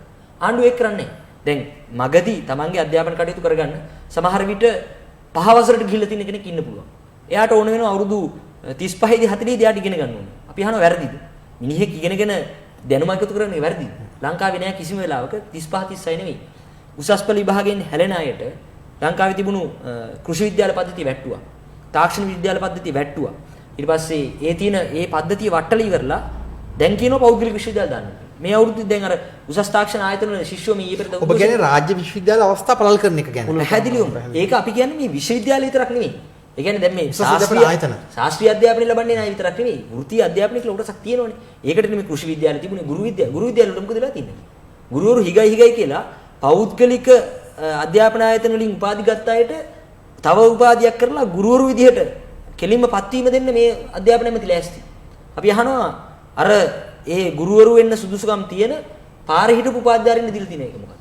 ඒ නිසා ලංකාවේ අධ්‍යාපන ශාස්ත්‍රයේ ප්‍රතිපත්ති මේ කාරණේ නිසා බරපතල අර්බුදයක තියෙනවා. ඒ නිසා පීඩාවටපත් වෙච්ච විශාල තරුණ ප්‍රමාණයක්. ඒක තමයි ඒගොල්ලෝ අහන්නේ. එක සාකච්ඡාවකදී කෙනෙක් ඇහුවා කතා කරලා මට ලකුණු කීපයයි මදි උනේ. මගේ අම්මා තාත්තා මේ කුඹුරු උකස් තියලා ගෙවල් ටික උකස් තියලා තමයි මට මාව පෞද්ගලික විශ්වවිද්‍යාලෙ දැම්මේ. එහෙම නැත්නම් අද මෙතෙන් එන්නේ. අපි කතා කරන්නේ මේ ප්‍රශ්නේ. අපි කතා කරන්නේ අන්නේ ප්‍රශ්නේ. එතකොට මේගොල්ලෝ කියනවා ප්‍රමිතිය ගැන ප්‍රශ්නයක්. දැන් මේගොල්ලෝ ප්‍රමිතිය ගැන ප්‍රශ්න ගෙන්න ඇත්තටම S3 මේ දැන් මේ අවසානට ගෙන සංශෝධනයේ තියෙන S3 කියන. ඒක වෛද්‍ය සභාව පිළිගන්න එක තියෙන C2S එක. වෛද්‍ය සභාව ඇත්තටම කිව්වේ ඒක B3 කියන. B3 තමයි වෛද්‍ය සභාව යෝජනාව තිබුණේ. නමුත් විශ්වවිද්‍යාල ප්‍රතිපාදන කොමිසම මේ සභාපති තමයි කිව්වේ ඒක S3ට කියන්නේ. ඒ ගෙනාවේ මේ මහාචාර්ය මොහන්සි සිල්වා මහත්මයාට ලංකාවේ ශිෂ්‍යයෝ ගැන දෙමාපියෝ ගැන මහා අනුකම්පාවක් කියලා නෙවෙයි. හිතන්න B3ට ගෙනාවා නම් වෛද්‍ය අධ්‍යාපනයේ විකුණන කඩවල් වලට යන්න කවුරුත් නැති වෙනවා. ඒක C2S එකට ගෙනාවා. ඔන්න මාකට් එක තව පුළුල් වුණා. S3ට ගෙනාපු ගමන් ඇත්තටම මේ පරාසය තව වෙළඳපොළ පුළුල් වෙන එක තමයි වෙන්නේ. ඒ නිසා ඒගොල්ලොන්ට කිසිම අවස්ථාවක ඕනේ නැහැ ඇත්තටම ප්‍රමිතිය රකින්න වෛද්‍ය අධ්‍යාපනයේ අවම ප්‍රමිතියින් ගේන්න එයාලට උවමනාවක් නැහැ. ඒ නිසා ඒගොල්ලෝ ප්‍රමිතිය ගැන කියන කතාව අමූලික බොරුවක්. අධ්‍යාපනයේ විකිරෙන පළවෙනි මොහොතේම අධ්‍යාපනයේ ප්‍රමිතිය සම්බන්ධ කතාව ඉවර වෙනවා. ඉන්දියාවේ වෛද්‍ය සභාව කියන එකට හොඳම උදාහරණයක්. ඉන්දියාවේ රාජ්‍ය සභාව වාර්තාවෙම කියනෝනේ මේ ඉන්දියාවේ තියෙනවා ගෝස්ට් යුනිවර්සිටි කියලා. ඒක කියන්නේ වෙන කවුරුත් නෙමෙයි ඉන්දියාවේ රාජ්‍ය සභාව වාර්තාවයි කියන්නේ සෞඛ්‍ය අමාත්‍යාංශය. ඒකේ කියනවා මේ ඒ රටේ ඉන්නවා උපාධි දෙන කියන්නේ උපාධි සහතිකය ගත්ත වෛද්‍යවරු ඉන්නවා. ඒගොල්ලෝ උපාධි දීපු ආයතනයක් නෑ. වෛද්‍ය සභාවේ සභාපතිවරු ඒකලා ගිරේ දාන්න. කියන්නේ පෞද්ගලික ආයතන අය ගිහිල්ලා සම්පූර්ණ කුමන්ත්‍රණ කරලා වෛද්‍ය සභාවේ බලය ගන්න. ඒතකොට සල්ලි මත තමයි අනුමැතිය දෙන්නේ. රෝගීන් මේ අර මේ යාචක විදිහට ඉන්න අය රෝගීන් විදිහට දාලා තමයි වැඩේ වෙන්නේ. අපි අහන්නේ දැන් ලංකාවේ වෛද්‍ය සභාවටත් ඒක තමයි වෙන්න නියමිත වෙන්නේ. ඖෂධ සමාගම් වල නියෝජිත වෙයි ඉස්සරහට විකුණන අයයි අධ්‍යාපන විකුණන කඩවල වල නියෝජිතව වෛද්‍ය සභාවල ඉඳි. හරිද? එතකොට තමයි මේකේ සම්පූර්ණ කතාව මිනිස්සුන්ට පැහැදිලි වෙන්න පටන් ගන්නේ. අපි හිතනවා ඒක වෙනකල් බලාගෙන ඉන්න බෑ. ඒ නිසා තමයි අපි මේකට විරුද්ධ වෙන්නේ. මම අර මතු කරන්න හැදුවේ මේ ලහිරු දිදුර දැන් අර මම කියා ගන්න උත්සාහ කෙරුවේ දැන් නීති විරෝධී බව දැන සදාචාර සම්පන්න බව සදාචාර සම්පන්න නොවන බව දැන වාසි ගන්න හදන වැඩිහිටි පිරිසක් රටේ ඉන්නවනේ. දැන් මේ මොහොතේ වුන් කල්පනා කළ යුතු තිබුණා ආණ්ඩුව මේකට උදව් කෙරුවාට. දැන් හිතන්නකෝ හමුදාවේ පොලිසිය නිලධාරීන් කටයුතු කරන්නේත් ඔහොමනේ. ඒ වෙලාවේ ආණ්ඩුවේ හයියට ඕන එකක් කරනවා. ආණ්ඩුව පෙරළුනහම තමයි ප්‍රතිඵල එන්නේ. මම කියන්නේ අපිට ජනතාවක් හැටියටත් යම් පදනමක් මනුෂ්‍යත්වයක් නීතිමය තත්ත්වයක් ඔළුවට එන්න ඕන නේද? ඒක කරන්න මම හිතන්නේ මේ තියෙන අපි මේ කතා කරන සිස්ටම් එක ඇතුලේ ඒකට ඉඩක් නැහැ. ඒ කියන්නේ පොලිසියේ පල්ලෙහාම එක්කනාගෙන් ඇහුවොත් එහෙම ඇයි මේ කප්පම් ගන්නවා කියලා මේ මිනිස්සු ලක්ෂ ගණන් ගන්නෑ. රුපියල් 500යි රුපියල් 100යි. දැන් රාජ්‍ය නිලධාරීන් ගත්තොත් එහෙම සමහර කප්පම් ගත්ත මිනිස්සු එහෙම ගන්නෑ. නමුත් එයාගේ ජීවිතය ගැන අහලා බැලුවොත් එහෙම මේ මිනිහා එක කරන්න කැමති නෑ. හැබැයි හැමෝටම මේ සිස්ටම් එක හදලා තියෙන හැමෝටම හොරකම් කරන්න පුළුවන්. දැන් මේ මහා ලොකු හොරුවල් යනවා කියලා කතාවක් තියෙනවනේ. නමුත් දැන් මොකද උනේ? ඒ වගේවත් මොකවත් වෙන්නේ නැතිකොට ඒතර මිනිස්සුන්ට පුරුදු කරලා දිනවා මේ හොරකම් කරොත් ජීවත් වෙන්න පුළුවන් කියලා පුරුදු කරලා දිනවා. ඒ කියන්නේ මිනිස්සුන්ට වංචා කරන එක ජීවත් වෙන්න එක සුදුසුකමක් ලෙස මේකේ දක්වලා තියෙනවා. ප්‍රතිපත්තිකරුක මිනිස්සුන්ට ඒකනේ පිස්සු කියන්නේ. ඒ කියන්නේ මේ ඔෆිස් එකෙන් හාෆ් ෂීට් එක අරන් එන්නේ නැත්නම් ගෙදරට ළමයාගේ වැඩවලට ඔෆිස් එකෙන් හාෆ් ෂීට් එක අරන් එන්නේ නැති මිනිහා ඒකෙන් කිසිම ප්‍රයෝජනයක් ගත්තේ නැති මිනිස්සු. මේ ඊයේ ප්‍රදා මල ගෙදර ගියාට පස්සේ මේ තාත්තට මේ ඔහු හිටපු ජනාධිපති උපදේශකයෙක්. ඒ තාත්තට බයිනස් ලංකාවේ නේද? ලංකාවේ. ඔහු එහෙම ශ්‍රේෂ්ඨ හිටපු කෙනෙක්. නමුත් ඔහුට බනිනවා මිනිස්සු මේ මිනිහා මොකක්වත් කරගත්තේ නැහැ. ඉතින් කරගන්න වංචා කරන්න එපේ. ඉතින් අර මිනිස්සයා වංචා කරලා නේ. මේ මිනිස්සයාගේ ප්‍රතිපත්තිය වංචා නොකර ඉන්නේ. ඉතින් ඒකට තැනක් නෑ. අපි හිතනවා ඒකත් බලපාන ওই තත්ත්වෙ නිශ්චිතව. ඒ කියන්නේ මේ ක්‍රමය හරහා මිනිස්සුන්ව පොළඹවලා තියෙනවා වංචා දූෂණ පැත්තට පොළඹවලා තියෙනවා. ඒ කියන්නේ මිනිස්සුන්ගේ මානසිකත්වෙම හදලා තියෙනවා මේ වංචා දූෂණ කරලා මෙතන ඒ කියන්නේ Tamanට අවශ්‍ය වැඩේ කරගන්න පුළුවන්. රාජ්‍යත් ඉන්නේ ඒවා ආරක්ෂා කරන්න. එතකොට මිනිස්සුන්ට Tamanට අවශ්‍ය වැඩේ කරගන්න පුළුවන් කියන මානසිකත්වය හැම මිනිස්සයා තුලම හදමින් ඉන්නවා මේ ක්‍රමය තුල. ඒ කියන්නේ වෛද්‍ය සභාව පෙනී හිටියට මේකට දැන් වෛද්‍ය සභාව මම හිතන්නේ එක අවස්ථාවක නෙමෙයි. මේ සයිටම ආයතන පටන් ගත්ත වෙලාවෙ ඉඳලා මේ අවසාන මොහොත දක්වාම කිව්වා මේකේ පිළිගැනීමක් අපිට නෑ කියලා කිව්වා. දිගින් දිගටම ජනමාධ්‍යවල දැන්නීම දැම්මා. තුන් වතාවක් ගියා. අනිත් පැත්තට මේ රටේ ඇමතිවරයා සහ ජනාධිපතිවරයා අගමැතිවරයා මොකටද පෙනී හිටියේ? මේක තියෙන්න ඕන කියලා. ඉතින් හිතන්නකෝ එතකොට මේ එක මේ වෛද්‍ය අධ්‍යාපනය සම්බන්ධයෙන් ප්‍රමිතිය තීරණය කරන ආයතනයේ කියද්දී මේක අපිට පිළිගන්න බෑ කියලා ලංකාවේ ඉන්න විධායක ජනාධිපතිවරයා පවා කියනවා සයිටම එක තියෙන්න ඕන කියලා. උසස් අධ්‍යාපන ඇමතිවරයා සෞඛ්‍ය ඇමතිවරයා රූපවාහිනී සජීවී වැඩසටහන් පවත්වනවා. හරිද? සජීවී වැඩසටහන් පවත්වලා මේක ආරක්ෂා කරන්න මැදිහත් වෙනවා. විශ්වවිද්‍යාල ප්‍රතිපාදන කොමිසමේ සභාපතිවරයාගෙන් අද ගිහිල්ලා හෙට ගිහිල්ලා ඇහුවොත් එහෙම ළමයි කී දෙනෙක්ගේ ඇප්ලිකේෂන් වැරදිලා ළමයි කී දෙනෙකුට මේ විශ්වවිද්‍යාලෙන් බැරි වුණාද කියලා මොකක්ද දෙන උත්තරේ? අපි කියන උත්තරයක් නැහැ. සයිටම් එකේ ළමයින්ගේ ෆයිල් පිටින් ගෙනගෙන තියාගෙන තමයි යා කතා කරන්නේ. අද ඒ ළමයිම අසාධාරණයටපත් වෙච්ච ඔය කවුරුත් නැහැ. ඒ නිසා ඔන්නෝක තමයි ඇත්ත තත්ත්වය. ඒ වගේම දැන් සමාජ මනෝභාවයත් ගොඩනගෙන්න ඕන නැද්ද මේ දැන් උදාහරණයක් විදිහට බන්දුල ගුණවර්ධන හිටපු අමාත්‍යවරයා ගණිතය අවශ්‍ය නැහැ. හැබැයි බුද්ධිමය සමාජයකට තේරෙන ලෝකයේ අර මැතමැටිකල් මයින්ඩ් කියන එක වෙනම විද්‍යාත්මක කියවීමක් නේ. ඇමතිවරයා එහෙම ගොන් කතාවක් කිව්වට මිනිස්සු පිළිගන්න ඕනේ නැහැ නේ. දැන් ඕනම කෙනෙකුට විද්‍යාව දැන් අපි හිතමු රසායන විද්‍යාව, භෞතික විද්‍යාව වගේ විෂයන් හැමෝටම ග්‍රහණය වෙන්නේ නැහැ. දැන් අර අපි හිතමු දැන් කලා අපි දැන් කියන්නේ ආටිස්ටික් මයින්ඩ් එකක් තියෙන කෙනෙකුට කවි ලියන්න පුළුවන් කෙනෙකුට සමහර විට ගණිතයට දක්ෂ නැහැ. අර මැතමැටිකල් මයින්ඩ් එක නැහැ. ඒ නිසානේ අර පයිලට් වගේ වෘත්තියකට ඒ අර ගණිත ඥානෙ වැඩියෙන්ම ඉල්ලා හිටින්නේ. මම අහන්න හදාන්නේ දැන් මේ සමාජ මනෝභාවයක් තියෙනවනේ දැන් ඔය සයිටම් ඉෂුව එකත් එක්ක සයිටම් සිද්ධියත් එක්ක ඕනම කෙනෙකුට වෛද්‍යවරයෙක් වෙන්න පුළුවන් කියලා. මම කියන්නේ අන්න ඒක ගැන මම මේ අහන්නේ. දැන් ලංකාවේ වෛද්‍ය සේවාව කවුරු මොනවා කිව්වත් ඉතාම ඉහළ මට්ටමක තියෙනවා.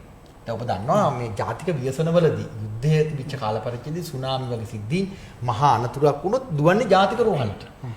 තැන්වල වෛද්‍යවරු වැඩි කරනවා ඇති මේ එතකොට ප්‍රයිවට් ප්‍රැක්ටිස් නිසා මිනිස්සු ගසා කන කට්ටියත් ඇති. නම් හදාගත්තා. නමුත් තාම ගම්මට්ටමේ ඊටාම දැවැන්ත කාර්යභාරයක් කරන දිවාරයන් උතක වැඩ කරන වෛද්‍යවරු ඉන්න රටක් මේක අපේ රට. ඒතර අපේ රටේ MBBS කියන උපාධිය ලෝකයේ ඕනම රටක ගිහිල්ලා පිළිගන්නවා. ඒක මේ බ්‍රිතාන්‍ය යටත් විජිතයක් නිසාම නෙවෙයි.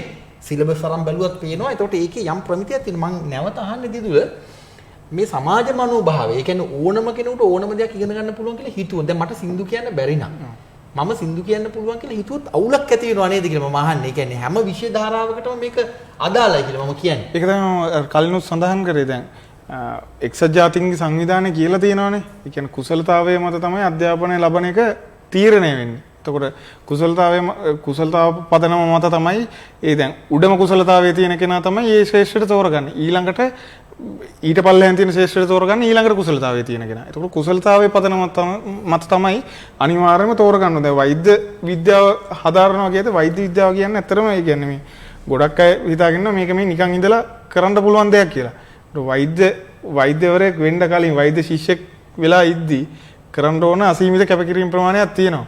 එතකොට දැන් රෑ 10 වෙනකන් රෝහල් වල සායනික පුහුණුව ලබන්න අවශ්‍යයි වෛද්‍යවරයෙක් වෙන්න. ඒතකොට එහෙම අසීමිත කැපකිරීම ප්‍රමාණයක් කරන්න වෙනවා. ඒත් එක්කම ඒ කියන්නේ සෑහෙන්න මහන්සි වෙනවා මේ විෂය කරුණු ඉගෙන ගන්න. එහෙම ඉගෙනගෙන අවුරුදු 5මාරක් ඒ කෝස් එක කරලා ඊට පස්සේ තමයි වෛද්‍ය ෆයිනල් එකට පෙනී ඉඳලා අවසාන විභාගයට පෙනී ඉඳලා වෛද්‍යවරයෙක් වෙන්නේ. එතකොට මේකට අනිවාර්යයෙන්ම අර කුසලතාවය කියන එක අනිවාර්යයෙන්ම අවශ්‍යයි. එතකොට ඒක තමයි අපි කියන්නේ දැන් අපිට මේක දැන් කුසලතාවයේ මත තෝරනවා නම් මුදල්වත් ජාතියවත් එතකොට අදාළ වෙන්නේ නැහැ නේ. කුසලතාවයේ මත තමයි තෝරන්නේ. එතකොට අපසූසස් පෙළ ප්‍රතිඵල ගත්තට පස්සේ ඒකේ ප්‍රතිඵල අනුව ඒක ඉල්ලුම් කරලා තියෙන විදිය අනුව වෛද්‍ය විද්‍යාවට ඉහළම ඉසඩ්ඩගේ හම්බෙලා තියෙනවා. එතකොට ඉහළම ඉසඩ්ඩගේ ඉන්න ශිෂ්‍යයන්ව ඒකට වෛද්‍ය විද්‍යාව හදාරන්න අන්තර්ග්‍රහණය කරන්න පුළුවන්. ඒක තමයි මේ කුසලතාවය පදනම මත තමයි අනිවාර්යයෙන්ම ශිෂ්‍යයන්ව වෛද්‍ය විද්‍යාව වේවා අනිකුත් ඕනෑම විෂයක් හදාරන්න අවස්ථාව දෙන්න ඕනේ කුසලතාව පදනම මත කියන එක තමයි අපි පැහැදිලි කරන්නේ. දිදුලේ යතර බර එක්සත් ජාතික සංවිධානය ගැන දෙපාරක් තුන්පාරක් කියපු නිසාම ඔය දැන් ලෝක සෞඛ්‍ය සංවිධානයේ WHO කියන්නේත් එක්සත් ජාතික සංවිධානයක අතක් එක අණ්ඩක්.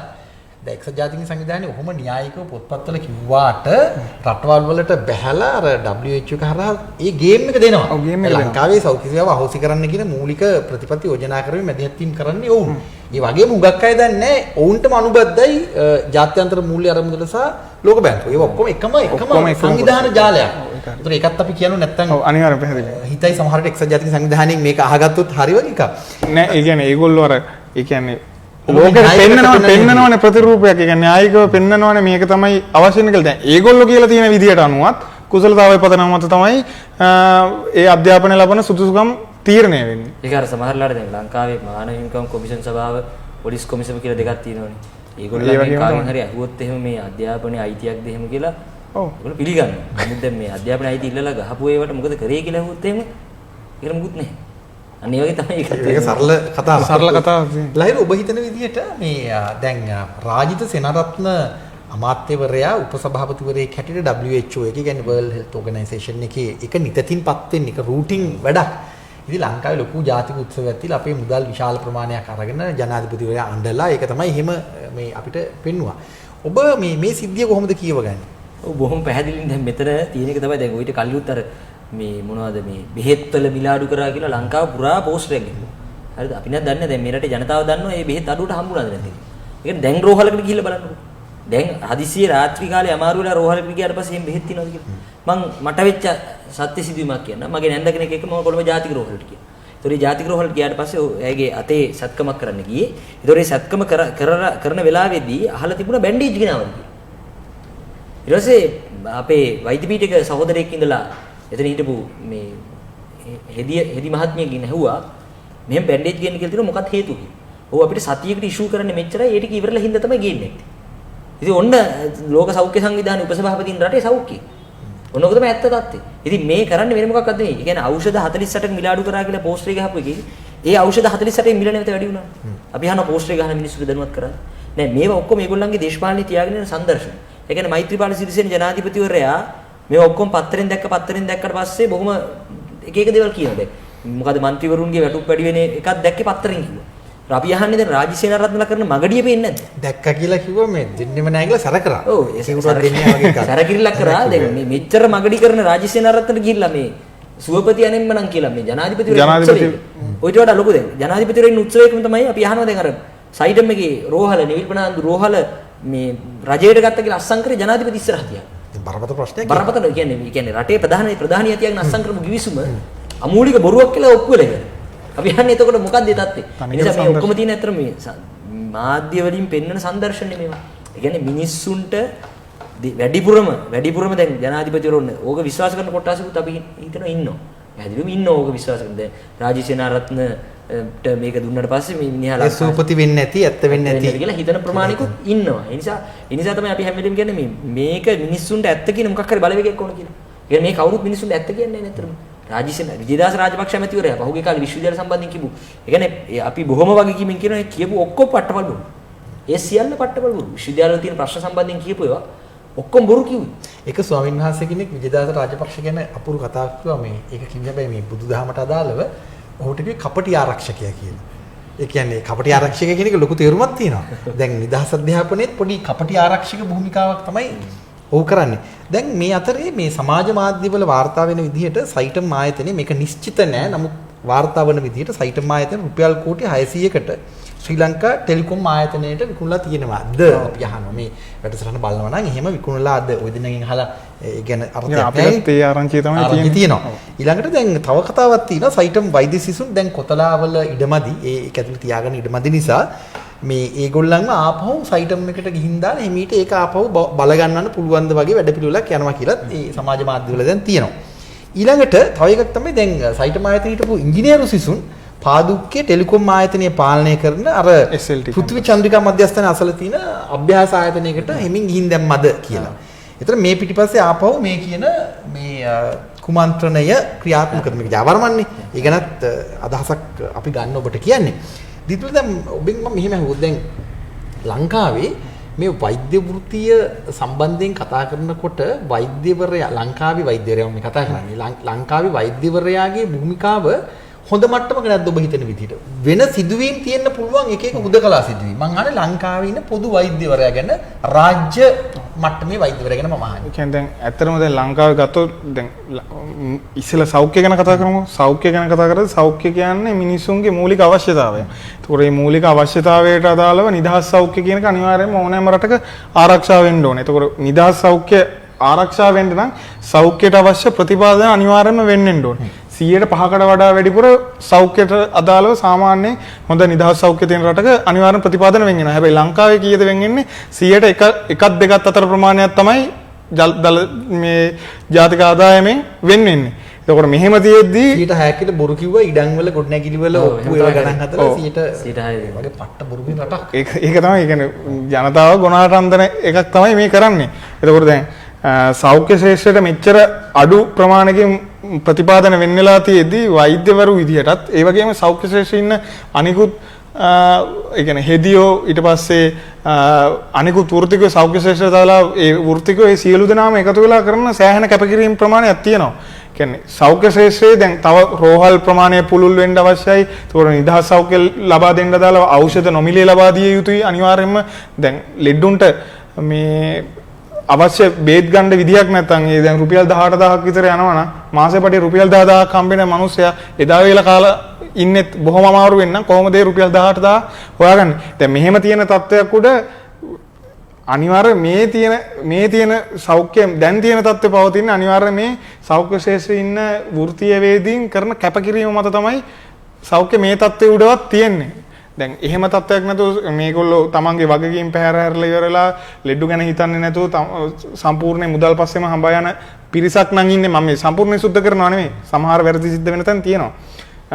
මුදල් මත හඹා යන පිරිසක් නම් සම්පූර්ණයෙන්ම ඉන්නේ සෞඛ්‍ය ශාස්ත්‍රයේ තව තවත් වලපල්ලට යන එක තමයි වෙන්නේ.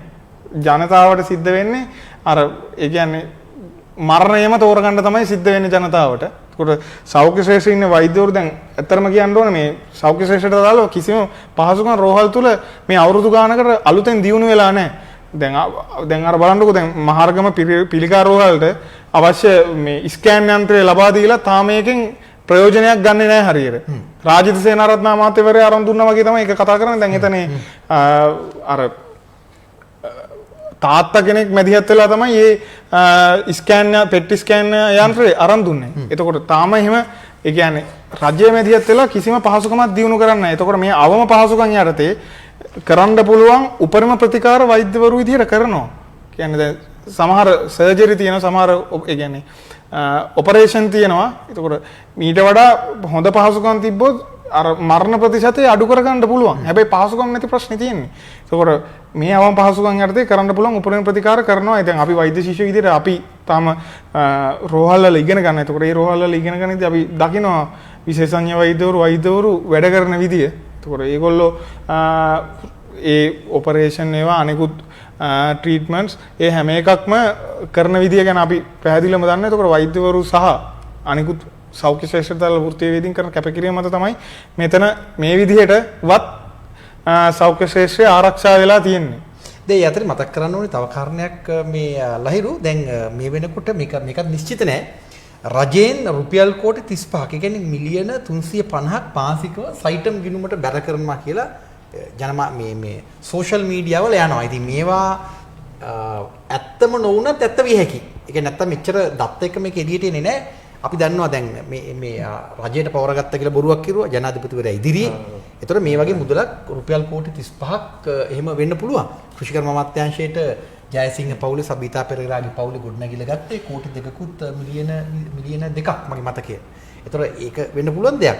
ලහිරුගෙන් මම දැන් අහන ප්‍රශ්නේ තමයි දැන් මේ වෙනකොට විශ්වවිද්‍යාලවල කිසිම ප්‍රශ්නයක් නැහැ. කේතුමති රජදහන වගේ තියෙන මේ ශිෂ්‍යෝ බොරු කරන්නේ කියලා වගේ එකක් කිසිම මේ පහසුකම් පිළිබඳ ප්‍රශ්නයක් නැහැ කියලා නිතර මේ විජේදාස රාජපක්ෂ අමාත්‍යවරයා කියනවා.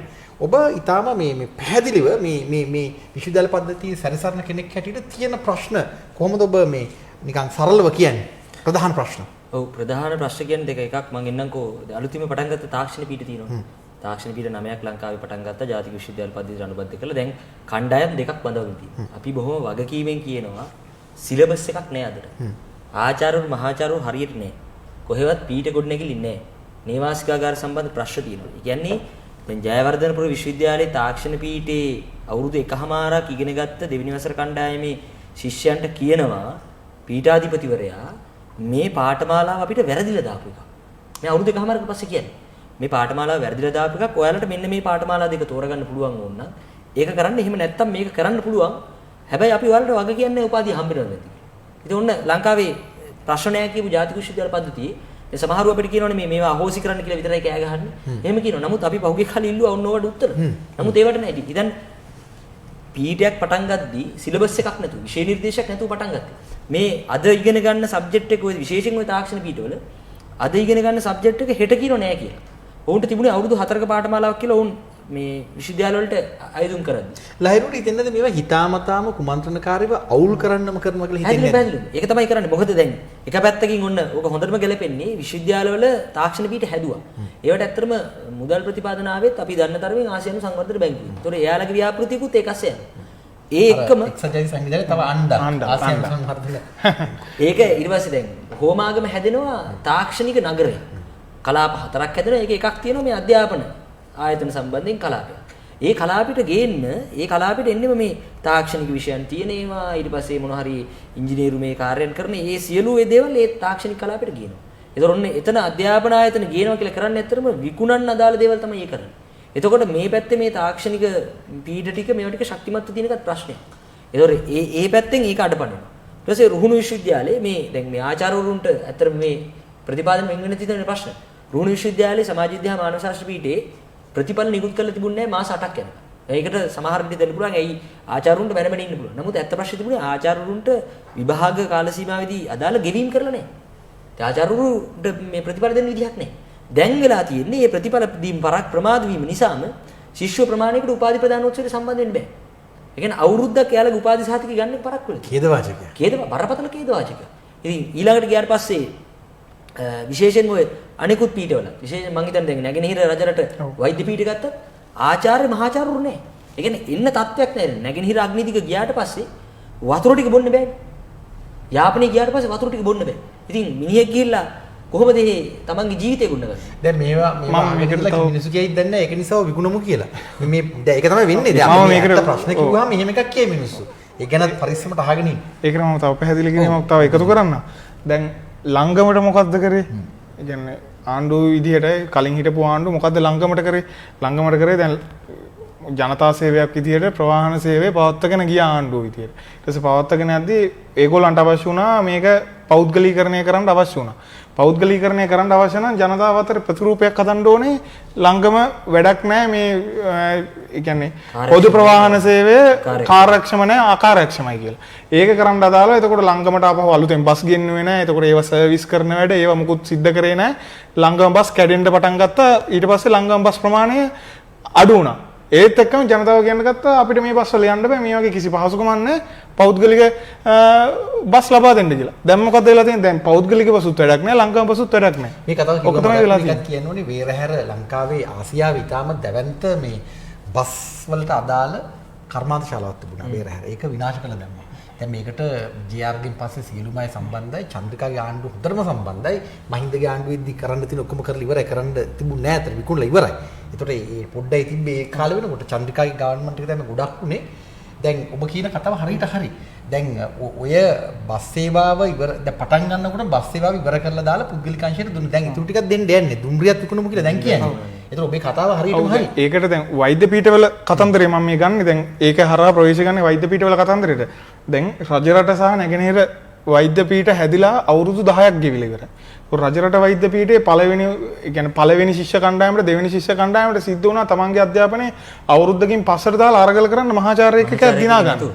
මහාචාර්ය එකක දුන්නේ නැහැ. සාමාන්‍යයෙන් ඒ කියන්නේ සාමාන්‍ය මේ අධ්‍යාපනය හරියට නියාමනය වෙන රටක සාමාන්‍යයෙන් කරන්නේ රෝහලක් තෝරගන්නවා වෛද්‍ය පීඨයක් හදන්න අදාළව. වෛද්‍ය පීඨයක් හදන්න අදාළ රෝහලක් තෝරගෙන ඒක ඇතුලේ මහාචාර්ය එකකයක් හදනවා. ඒ කියන්නේ වෛද්‍ය ශිෂ්‍යයන්ට ඉගෙන ගන්න අදාළ වෙනම වාට්ටු සංකීර්ණ හදනවා. ඊට පස්සේ ඒක අවුරුදු 10ක් තිස්සේ බලනවා. ඒ කියන්නේ ඇසෙස් කරනවා මේ රෝගීන් එන ප්‍රමාණය කොහොමද, රෝගීන්ගේ එන ලෙඩවල ප්‍රතිශත කොහොමද, ඒවා ටික ඇසෙස් කරනවා. ඒ ටික ඇසෙස් කරලා තමයි තීරණය කරන්නේ වෛද්‍ය පීඨයක් මෙතන හදනවා කියලා. අවුරුදු 10ක් ඇසෙස් කරලා ඉවරලා. ඊට පස්සේ වෛද්‍ය පීඨයක් හදලා ඉවරලා තමයි වෛද්‍ය පීඨයට ශිෂ්‍ය බඳව ගන්න. දැන් අවුරුදු 10ක් ගෙවිලත් නැගෙනහිර විශ්වවිද්‍යාල විශේෂයෙන්ම මහාචාර්ය එකකේ තාම සම්පූර්ණ කරලා නැහැ. මහාචාර්ය එකකේ තව හැදෙන්න තියෙනවා. ඒකට මහාචාර්ය එකකේ මහාචාර්යවරු නැහැ. ඒ වගේම දැන් සායනික පුහුණුවට යන්න කලින් පළවෙනි වසර දෙවෙනි වසර ශිෂ්‍යයන්ට උගන්වන්න කිසිම මහාචාර්යවරයෙක් නැහැ. ඒකනේ මැරෙන්න සලස්වලා තියෙන්නේ පද්ධතියම. පද්ධතිය මැරෙන්න සලස්වලා තියෙන්නේ. එතකොට මොකද්ද වෙන්නේ? ජනතාව අතර අප්‍රසාදයක් ඇති වෙනවා. දැන් සබරගම පටන් ගන්නවා, වයඹ පටන් ගන්නවා. හරි? සබරගමට අදාළව තාම හරියට බිල්ඩින් එකක් පවරගෙන නැහැ. සබරගම වෛද්‍ය පීඨේ හදන්න අදාළව. එතකොට සබරගම වෛද්‍ය පීඨයට අදාළව රත්නපුර රෝහල තමයි තෝරගෙන තියෙන්නේ ශික්ෂණ රෝහල විදියට. රත්නපුර රෝහලේ මහාචාර්ය එකකයක් නැහැ. තාම හදලා නැහැ. එතකොට දැන් පළවෙනි ශිෂ්‍ය කණ්ඩායම බඳව ගන්නවා මේ අවුරුද්දේ බඳව ගන්නවා නොවැම්බර්ෙදී. එතකොට මේ අවුරුද්ද නොවැම්බර්ෙදී බඳව ගන්න ශිෂ්‍ය කණ්ඩායම තව අවුරුදු 2කින් 3කින් මහාචාර්ය එකකයක් ඉල්ලලා පාරේ සටන් කරන්න සිද්ධ වෙනවා. ඔන්න ඔකයි අවුරුදු දෙකකට විතර කලින් ඒ කියන්නේ මොහානන්ද සිල්වා මහත්මයා ඔය මේ UGC එකේ චෙයාමන් වුණාට පස්සේ අපිට සාකච්ඡාවක් දෙන්න. ඒ සාකච්ඡාවේදී අපි හොවට පස්සේ කිව්වේ සබරගම වෛද්‍ය පීඨය ඇයි දෙන්නේ නැත්තේ කියලා. රත්නපුර රෝහල ශික්ෂණ රෝහලක් නෙවෙයි දැනට. රත්නපුර රෝහල මේ ඒ තරම් දියුණු මට්ටමක නෑ. ඒ නිසා තමයි වෛද්‍ය පීඨ දෙන්න බෑ කිව්වේ. දැන් වෛද්‍ය පීඨේ දීලා දැන් අපි අහන්නේ දැන් අවුරුදු 2ක් ඇතුළත රත්නපුර රෝහලට මොකද කරේ? ඒක මොකුත් වෙලත් නෑ. අපි පැහැදිලිවම කියනවා ශිෂ්‍ය ඒ කියන්නේ වෛද්‍ය අධ්‍යාපනය සම්බන්ධව තව වෛද්‍ය පීඨ විවෘත වෙන්න ඕන කියන. හැබැයි ප්‍රශ්නේ එක්ක නෙමෙයි මේක ඒ කියන්නේ හරියට නියාමනය වෙලා මේවා විවෘත වෙන්න නැත්නම් ඒ ශිෂ්‍යයන්ට දැන් ඉස්සරහට පාරේ සටන් කරන්න වෙන්නේ Tamanට හරිය අධ්‍යාපනය ලබා දෙන්න කියලා පාරේ සටන් කරන්න වෙන්නේ. මේ වැඩසටහන බලන අය තේරුම් ගන්න ඕන එක තමයි දැන් හුඟක් අය හිතාගෙන ඉන්නේ මේ විශ්වවිද්‍යාල ශිෂ්‍යයන්ට මේ ඇම්මක් ඇවිල්ලා පිස්සුවක් ඇවිල්ලා නිකන් පාරේ සටන් කරනවා කියලා. ඒක එහෙම නෙමෙයි. හුඟක් වෙලාවට ජනප්‍රිය ජනමාධ්‍ය හරහා සහ අමාත්‍යවරුන්ගේ ප්‍රකාශ හරහා ඒක කියවන්න එපා. ඒවා වෙනම අධ්‍යයනය කරන්නත් අවස්ථාවක් හදන තමයි මේ අද නිදහස් සංවාද වැඩබිම ගොඩනගන්නේ. ලහිරු දැන් ලංකාවේ දැන් මේ අධ්‍යාපනය ගැන කතා කරනකොට ඊළඟට තියෙන ප්‍රශ්නේ තමයි දැන් හැමෝටම අර ඊසි කෑෂ් හරහා අධ්‍යාපනය ඕන. අපි ගැන කතා කරුවා. දැන් ඔක්කොටම කෙටි පාරකින් ඉක්මනට ඉගෙනගෙන උඩට යන්න ඕන ගතියක් තියෙනවනේ. එහෙම තමයි හැමෝටම හිතෙන්නේ. ගුරුවරුන්ට ශිෂ්‍යයන්ට දෙමාපියන්ට ඔක්කොටම. දැන් එක පැත්තකින් මේ පුද්ගලික විශ්වවිද්‍යාල එන අතරෙම අධ්‍යාපන අමාත්‍යාංශයේ ප්‍රමුඛ රාජ්‍ය තන්ත්‍රයක් තිබෙනවානේ මේ අධ්‍යාපනයට වග කියන්න ඕනි. දැන් ඒක නඩත්තු කරන විශාල ප්‍රමාණයක් මුදල් මිනිස්සු ගෙවනවා. මේ තත්ත්වෙ කොහොමද කියවගන්නේ? ඔව් ඒකේ ප්‍රශ්නේ තියෙන්නේ දැන් එකක් දැන් මේ ගෙවීම මිනිස්සු කරන්නේ. ඒ කියන්නේ මිනිස්සු පොදුවේ දැන් සමහර විට අපේ අධ්‍යාපනයේට බදු මුදල් ගෙවන කෙනෙක් දන්නෙත් නෑ. ඒකෙන් අපි ඉගෙන ගන්නවා කියලා එයාට දන්නේ නෑ. නමුත් එයා ගන්න හාල් කිලෝවකින් බදු මුදලක් අයින්. ඒතර මේ මොකටද මේ සමස්ත සමාජයකින් දක්ෂ ගානක් මිනිස්සුන්ගෙන් සාමූහික අරමුදල් එකතු කරන්නේ මොකටද? නැවත ඒකෙන් මේ සමාජෙට මොකක් කර ප්‍රතිලාභයක් එන්නේ. නමුත් ප්‍රශ්නේ තියෙන්නේ මේ ප්‍රතිලාභය එන්නේ දැන් සමාජෙට නෙමෙයි අත. සමාජෙට එනවා ප්‍රතිලාභය එන්නේ මේ ආර්ථිකයට ඕන විදිහට. ඒක ලංකාවේ අධ්‍යාපනයේ තියෙන බරපතල ප්‍රශ්න තමයි දෙමාපියෝ කැමති නෑ දැන් පුංචි දරුවෙක්ගෙන් අහුවොත් එimhe කවුරු වෙන්නද කැමති? හරි. රියදුරෙක් වෙන්න කැමති වෙනකොත් එimhe ළමයට ගුටි කන්න වෙනවා අම්මා තාත්තා. උඹට පිස්සුද කියලා අහන්නේ. එවැනි තත්යකට දැන් මේ අධ්‍යාපනයේ අන්න ඒ තරම් අරමුදෙට ගිහිලා තියෙනවා. ඒ කියන්නේ දැන් වෙලා තියෙන එක තමයි කෙලින්ම මේ පාඨමාලා සියල්ලම නිර්මාණය වෙන්නේ. පාසල් අධ්‍යාපනය සකස් වෙන්නෙම ඒ කියන්නේ අධ්‍යාපනයෙන් තමයි මිනිහෙක්ව ශික්ෂණය මිනිහෙක්ව හදන්නේ. දැන් ඉස්සර අපිට තිබුණු මේ අපි අහපු කවි කතන්දර ඔක්කොම වෙනස් වෙලා තියෙනවා. කලින් තිබුණා පොතේ අර ළමයි දෙන්නගේ වලහගේ කතාව තිබුණේ අපිට ඉගෙන ගන්න තිබුණේ ළමයි දෙන්න කැලේ යද්දි වලහාව එක්කෙනෙක් ගහේ නැංග අනිත් එක්කන බිමදි ගානවා ඊට පස්සේ වලහා කියලා කිය අරයට මේ අසත්පුරුෂ ආශ්‍රය කරන්න එපා කියලා. ඒකෙන් දීපු පණිවිඩය තමයි අසත්පුරුෂය ආශ්‍රය කරන්න එපා කියන එකටත් වඩා අසත්පුරුෂයෙක් වෙන්න එපා කියලා නේ කියන්නේ. අසත්පුරුෂයන්ට යාළුවෝ නැති වෙනවා, මිනිස්සු නැති වෙනවා. එහෙම වෙන්න එපා. කියන එක තමයි පණිවිඩ දුන්නේ. දැන් අද ඒ කතාවද වෙනස් කරලා තියෙන්නේ. ඒ කතාව වෙනස් කරලා කියනවා මේ ඔයා බිමදිගා වෙච්ච ඉඳලා අර ගහේ නැගමින්ද තමයි දෙන්නගම ජීවිත බේරුනේ. ඒ කියන්නේ අනිත් එකාට මොකක් වුණත් කමන්නේ තමන්ගේ ජීවිතේ බේර ගන්න තැන හදනවා. අපි හිතනවනේ මේ වැඩ කරන්නේ නැහැ කියලා. මේවා වැඩ කරනවා. වැඩ කරන හේතුව තමයි කලින් තිබුණේ අර මේ ගසේ බොහෝ පැණි දොරම් තිබේ. ඒ කවිය කියන්නේ මේ කොච්චර තිබුණත් මේ ගහේ තිබුණට කඩා ගන්න එපා අනිත් අයට තියලා කඩා ගන්න කියලා. මම කියන්නේ මේ මෑත කාලීන ශිෂ්‍යත්ව ප්‍රශ්න පත්‍රයකට ආපු කවියක්. ඒකේ තිබුණේ පැලයක් සිටුවා ඵලයක් ලැබුවා මිලකර විකුණා සතුටක් ලැබුවා. ඔන්න ලංකාවේ අධ්‍යාපනයෙන් මේ ආර්ථික ඉරවල මිනිහ හදනවා. මහරගම ජාතික අධ්‍යාපන ආයතනයේ බෝඩ් එක වෙනස් කරා මේ ආණ්ඩුවට පස්සේ. ඒ බෝඩ් එක ජරා වෙලා හින්දා මොකක් හරි හින්දා නෙවෙයි. ඒක යටින් ගෙහුව වාක්‍යයක්. මෙච්චර කාලයක් තිබුණේ කියන්නේ මේ මිනිස්සුගේ භාවිතාවේ තිබුණ එක තමයි උගතමනා ශිල්පයමයි මතු රැකෙන. දැන් ඒක ගැහුව අනිත් පැත්තට මතු රැකෙනා ශිල්පයමයි උගතමනා. ඒකේ කිව්වේ අගමැතිවරයා දකුණට ගිහිල්ලා කිව්වා දකුණ දැන් සංවර්ධනය වෙමින් නැහැ. ඒ නිසා දකුණේ ළමයි ඉගෙන ගන්න. ඒතර අපි අහන්නේ දැන් මේ මොනරාගල ඉන්න ළමයි මොනරාගල සංවර්ධනය වෙන්නේ නැත්නම් ඉගෙන ගන්න ඕනේ නැද්ද? අර හද්ද පිටිසර ගම්වල ඉන්න ගම්ම සම්වර්ධනය වෙන්නේ නැත්නම් ඒ ළමයි ඉගෙන ගන්න ඕනේ නැද්ද? නිසා මේ ආර්ථිකයට ඕන විදිහට තමයි මේ අධ්‍යාපනයේ සම්පූර්ණද. ඒකේ ඛේදවාචකයේ කියන්නේ දැන් මේ වෛද්‍ය අධ්‍යාපනයේ ලොකු ඉල්ලුමක් එනවා. ඉංජිනේරු අධ්‍යාපනයේ ලොකු ඉල්ලුමක් එනවා. ඊළඟට කළමනාකරණ අධ්‍යාපනයේත් ඒ වගේ ඉල්ලුමක් එනවා. ඒතර අපි අහන්නේ දැන් කලා විෂයන් වලට මොකද වෙන්නේ? ශාස්ත්‍රීය විෂයන් වලට මොකද වෙන්නේ? පහුගිය කාලේ බෞද්ධ දර්ශනීය විෂය විශ්වවිද්‍යාල වලින් ඉවත් කරන්න තීරණය කරලා ඒකට අරගල කරන්න අපිට සිද්ධ වුණා. අන්තර් විශ්වවිද්‍යාල භික්ෂු බලමණ්ඩලයේ ස්වාමීන් වහන්සේලා ඇවිල්ලා ඒකට අරගල කරලා බෞද්ධ දර්ශනය ඉල්ලුවා. අපි ඒක ඉල්ලුවේ මේ සිංහල බෞද්ධ පදනමින් නෙවෙයි. අපි කියනවා බෞද්ධ දර්ශන ඉගෙන ගන්න ඉන්නේ අතර මේ බෞද්ධ අය නෙවෙයි. ඒ කියන්නේ ආගමක දර්ශනීය පදනම ඉගෙන ගන්න ඕන කෙනෙකුට පුළුවන් වෙනවා. ඒක ඉගෙන ගන්න අපිට ආගම ගැන ඕන තරම් විවේචන තියෙනවා. නමුත් බෞද්ධ දර්ශනීය විෂයක අප්පාදු කරන්නේ නිකන් නෙවෙයි. ඒක ඉගෙන ගත්තම ඇත්තටම මේ මිනිහෙකුට ජාතිවාදී වෙන්නේ නැද්ද? ඇයි මේ ආගම පදනම මොකද්ද ඒ ආගම් වල තියෙන්නේ? ඇයි එහෙම මොකක්ද ආවේ කියන එක ඉගෙන ගන්න. ඉතිහාස ඉගෙන ගන්න දෙන්නේ නැහැ. ඒවා ඉල්ලුවම කියනවා මේ ළමයි නෑ ඉගෙන ගන්න. දැන් භාෂාවන් ඉගෙන ගන්න එක ඒගොල්ලෝ හිතන්නේ දැන් පාලි සංස්කෘත භාෂාවන් ඉල්ලුවම ලතින් භාෂාව ඉල්ලුවම කියන්නේ ඒවා කතා කරන කවුරුත් ලෝකේ නැහැ කියලා. ඉතින් පාලි සංස්කෘත දන්නේ නැති කෙනෙකුට සිංහල සාහිත්‍ය බෑනේ. ලතින් භාෂාව දන්නේ නැති කෙනෙකුට ඉංග්‍රීසි සාහිත්‍ය බෑනේ. කොරියන් භාෂාව ජපන් භාෂාව ගන්න මොකද හේතුව? පටවන්න රස්සාවලට. තරුණු රට රස්සාවලට පටවන්න කොරියන් භාෂාව ජපන් භාෂාව උගන්න. නූතන භාෂා අධ්‍යනාංශ වලට සල්ලි වෙන් වෙද්දී පුරාතන භාෂා අධ්‍යනාංශ වලට සල්ලි වෙන්නේ. ඉතින් හිතන්න එතකොට වෙන්නේ අතර මේ වෙළඳපළ විසින් වෙළඳපළ උමනාවට මේ ඔක්කොම කප්පාදු කරනවා. පාසල් අධ්‍යාපනයට ගෙනාව ඒගොල්ලෝ ඔබට මතක ඇති මේ අවුරුදු 13ක අඛණ්ඩ අධ්‍යාපනයක සංකල්පයක් ගෙනාවා. මේක බැලුවොත් එimhe දැන් ඒකට අපි විරුද්ධයි කියලා දැන් කාටට කිව්වොත් මේක බලන් ඉන්න ගොඩකට හිතේ අපිට පිස්සු ගියේ. ඒ කියන්නේ මිනිස්සු හිතනවා අපිට මේ අකු මොනවද මේ කියන අවුරුදු 13 මිනිහ ඉගෙනන්නේ වැරදි කියලා. අපි කියන අවුරුදු 13ට ගෙනාව විෂයන් අරගෙන. සාහිත්‍ය විෂයන් සියල්ල පාසල් වලින් අයින් කරලා තියෙනවා. ඒ වෙනුවට ගෙනාවා සංචාරක කර්මාන්තේ හෝටල් කළමනාකරණ. ඊට පස්සේ අර මතුරැ කියන අධ්‍යාපනය පැහැදිලිවම සිද්ධි කළමනාකරණ ඉවෙන්ට් මැනේජ්මන්ට්. ඒකට හේතුව තමයි මේ පැත්තේ පෝට් සිටි හැදෙනවා. ලංකාවේ පහුගිය අයවැය අරගෙන බලන ප්‍රධාන ආර්ථික උපාය මාර්ගයක් තමයි සංචාරක කර්මාන්තය. ඒ සංචාරක කර්මාන්තයට ඕන අර මේ ඒකට දාලා සත්කාර සේවා ටික දෙන්න ඕන මිනිස්සු ටික හදන්න තමයි පාසල් අධ්‍යාපනය අරගෙන දෙන්නේ. ඉතින් ඔය ටික කරපු දේවල් තිබුණා ලංකාවේ. වෘත්තීය අධ්‍යාපනය කියලා එකක් තිබුණානේ. දැන් වෘත්තීය අධ්‍යාපනය සමතලා කරලා දාලා. ඒකට ප්‍රතිපාදන වෙන් කරන්නේ නැතුව ටෙක් ටික වහලා දාලා මේ HND පාඨමාලා ටික වහන්න සැලසුම් කරලා පාසල ඒක බවට පත් කරා. මේ 80 අධ්‍යාපන දවල පත්‍රිකාවක් තාවනේ 8 වසරට අධ්‍යාපනය සීමා කරන්නේ. ඒ ගෙනාවේ ඒකට අධ්‍යාපන පීඩාව නැති කරන්න නෙවෙයි ඒ ගෙනාවේ. ඒ ගෙනාවු ප්‍රධානම කාරණේ තමයි 8 වසරෙන් ළමයි ටික එළියට දාලා මොනවා හරි රස්සාවක් කරන්න පුළුවන් ශ්‍රමිකයෙක් හදන්න. දැනටත් අධ්‍යාපනය ඒක තමයි කරන්නේ. ජයවර්ධන විශ්වවිද්‍යාලයේ බෞද්ධ ශිෂ්ටාචාරය හදාරපුවා පෙට්‍රෝලියම් එකේ ට්‍රේනින් එක. දැන් මේක පුදුම කේදවාචකයක්. ශාස්ත්‍රීය විෂයන් සම්පූර්ණ අඩපණ කරලා අපි ඒව ඉල්ලද්දී අපිට ඒවා දෙන්නේ නැහැ ළමයි ඒවා කරන්නේ නැහැ කියලා කියන්නේ. සෞන්දර්ය විෂයන් වලට අදාළව ඒවා ඉල්ලුවට පස්සේ ඒවා දෙන්න බෑ කියනවා. අර මාකට් එකට ඕන විෂයන් ඉස්සරහට ගෙනල්ලා සමාජයට ඕන විෂයන් සියල්ල කප්පාදු කරන එකක් තමයි තියෙන නිසා මේකෙන් තමයි අර මේ කියන්නේ මිනිස්සුන්ගේ චින්තනය හැදෙන්නේ.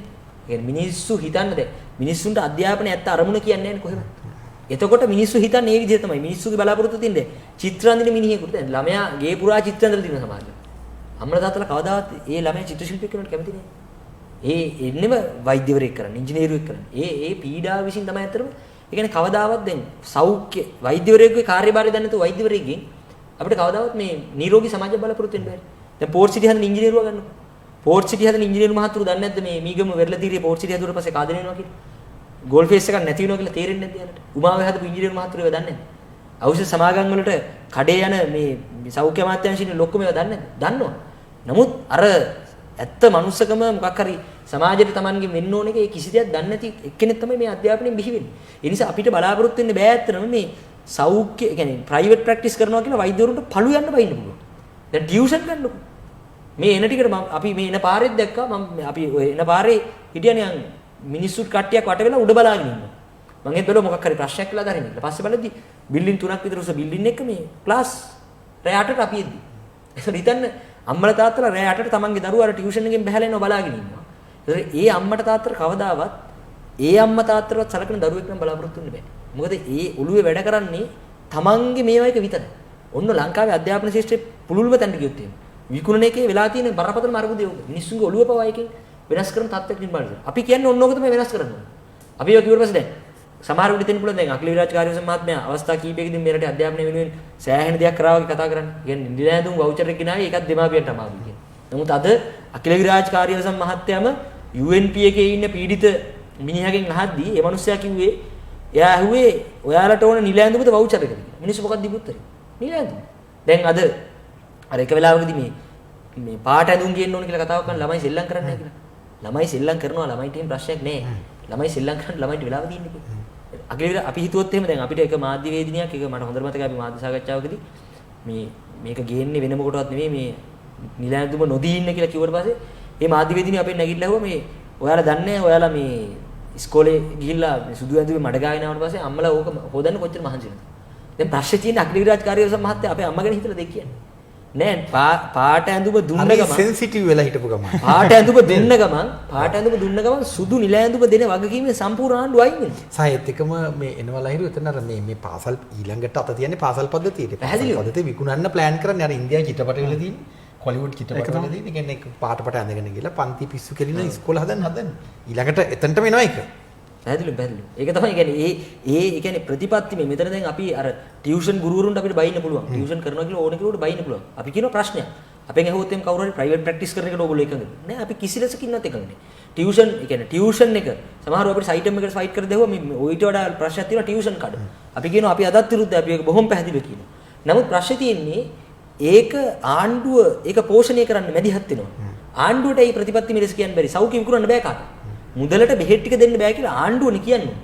ආණ්ඩුව ඒක නොකර දීපල්ලා කියලා කියලා ඉවරලා පෞද්ගලික රෝහල් හදන්න ඉඩ දීලා දැන් ලංකාවේ කොළඹ ජාතික රෝහල ගාව තියෙනවා කොළඹ ජාතික රෝහලට වඩා 100 ගුණයක් පහසුකම් තියෙන මේ පෞද්ගලික රෝහල්. දැන් නුවර ගිහිල්ලා බලන්න.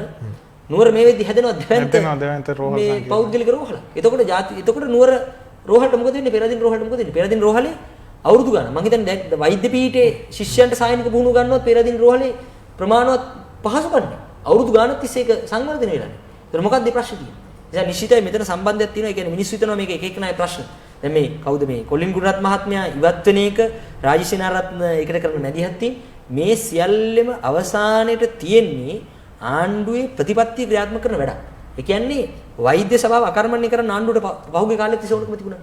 වෛද්‍ය සභාව, විශ්වවිද්‍යාල ප්‍රතිපාදන කොමිෂන් සභාව මේවා තමයි ආණ්ඩුවට තිබුණු බාධාවන්. අධ්‍යාපන විකුණන්න, සෞඛ්‍ය විකුණන්න මේවා තමයි තිබුණු බාධාවන්. ඉතින් ඒවා කරන්නේ එක එක දේවල් කරා. කාලෝ ෆොන්සේක මහත්මයා කලින් අයින් කරන්න හැදුවා. ඒවට ගෙනාව ලොකු තර්ක ගෙනාවා. බෝම්බ ගැහුවා. හරිද? ඕකේ හිටපු සභාපති ලලිතා මෙන්ඩිස්. ගෙවල් වලට බෝම්බ ගැහුවා, කාර් කුඩු කරා. ඒ වගේ ගොඩාක් දේවල් කරා. දැන් ඒකේ ඔන්න ඒගොල්ලොම දාපු සභාපති ඒගොල්ලොම සම්බන්ධ කරලා ප්ලෑන් එකක් හදනවා. දැන් එතකොට මිනිස්සු හිතනවා මේක මේ කොල්ලින් ඩුන්නත්ගේ ප්‍රශ්නයක් නෑ. මේක පිටිපස්සේ අර මේක සම්බන්ධයි. ඇයි IMF එක හතරවෙනි ණය වාරිකයේ මම හිතන්නේ අන්තිමට නිකුත් කරන්නේ. ලංකාවේ සෞඛ්‍ය ශාස්ත්‍රයට සල්ලි වෙන් කරලා කියලාද? පාසල් පද්ධතියට සල්ලි වෙන් කරලා කියලාද? ලංකාවේ මිනිස්සු මේ බඩු මිල අඩු වෙලා ලංකාවේ මිනිස්සු මාර සන්තෝෂෙන් ඉන්නවා කියලාද? නෑ. ඒ ඔක්කොම අනිත් පැත්තට ගිහින් තමයි හතරවෙනි ණය වාරිකය නිකුත් කරේ.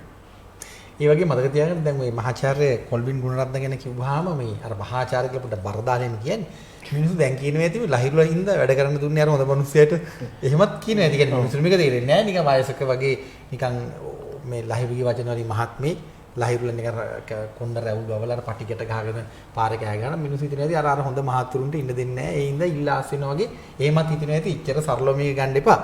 දැන් අපි අවසාන කොටසේදී දිදුල දැන් මම ඔබෙන් අහන අවසාන ප්‍රශ්නේ මේක ටිකක් ඔබට විස්තරාත්මකව කියන්න පුළුවන්. දැන් ඔබ අනාගතේ වෛද්‍යවරයෙක් වෙනවා.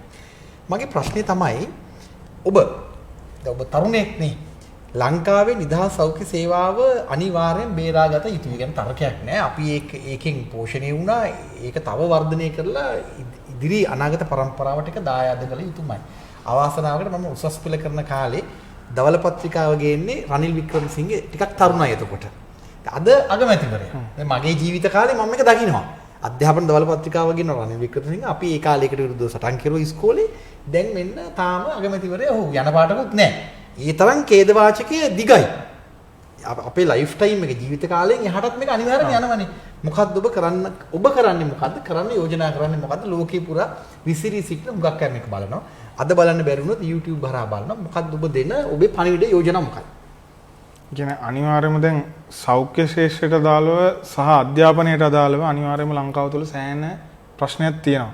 කොට ඒකට වෙන් කරන ප්‍රතිපාදන අඩුයි මේ මූලික අයිතිවාසිකම් කප්පාදු කිරීමක් තමයි කරන්නේ ආණ්ඩුව මැදිහත් වෙලා එන්න එන්න කප්පාදු කිරීමක් කරන්නේ. එතකොට අපිට අනිවාර්යයෙන්ම ඒ කියන්නේ සෞඛ්‍ය ශාස්ත්‍රය නියැලෙනවා අපි ඉස්සරහට. ඒක සෞඛ්‍ය ශාස්ත්‍රය නියැලෙන වෘත්තිකය විදියට විතරක් නෙවෙයි අනිවාර්යයෙන්ම මහ ජනතාව මේ සම්බන්ධයෙන් දැනුවත් වෙන්න ඕනේ ආණ්ඩුව විදියට කරන කුමන්ත්‍රණය මොකක්ද කියන එක. ආණ්ඩුව විදියට කරන්නේ අනිවාර්යයෙන්ම අධ්‍යාපනයට තියෙන ප්‍රතිපාදන වෙන් කරනවා සෞඛ්‍යයට තියෙන ප්‍රතිපාදන වෙන් කරන එක අඩු කරනවා. ඒකට මේවා අඩු කරලා ඉවරලා නිදහස් සෞඛ්‍ය සේවය වනසනවා නිදහස් අධ්‍යාපනය වනසලා පෞද්ගලික සෞඛ්‍ය සේවය පෞද්ගලික අධ්‍යාපනය ස්ථාපිත කරන්න දාලා තමයි මේක මේ ලෝකෙම යන ප්‍රොජෙක්ට් එකක් මේක. එතකොට මේ ප්‍රොජෙක්ට් එක ක්‍රියාත්මක කරන්න තමයි ආණ්ඩුව විදියට ක්‍රියාත්මක වෙන්නේ. එතකොට මේකේ දැන් මේ ප්‍රොජෙක්ට් එක කරගෙන යන්න සමහර තැන්වල බාධා ටිකක් තියෙනවා. මේ තියෙන එක බාධාවක් තමයි මේ මම පොඩ්ඩක් වෛද්‍ය සභාව කියන කාරණේට එන්නම්.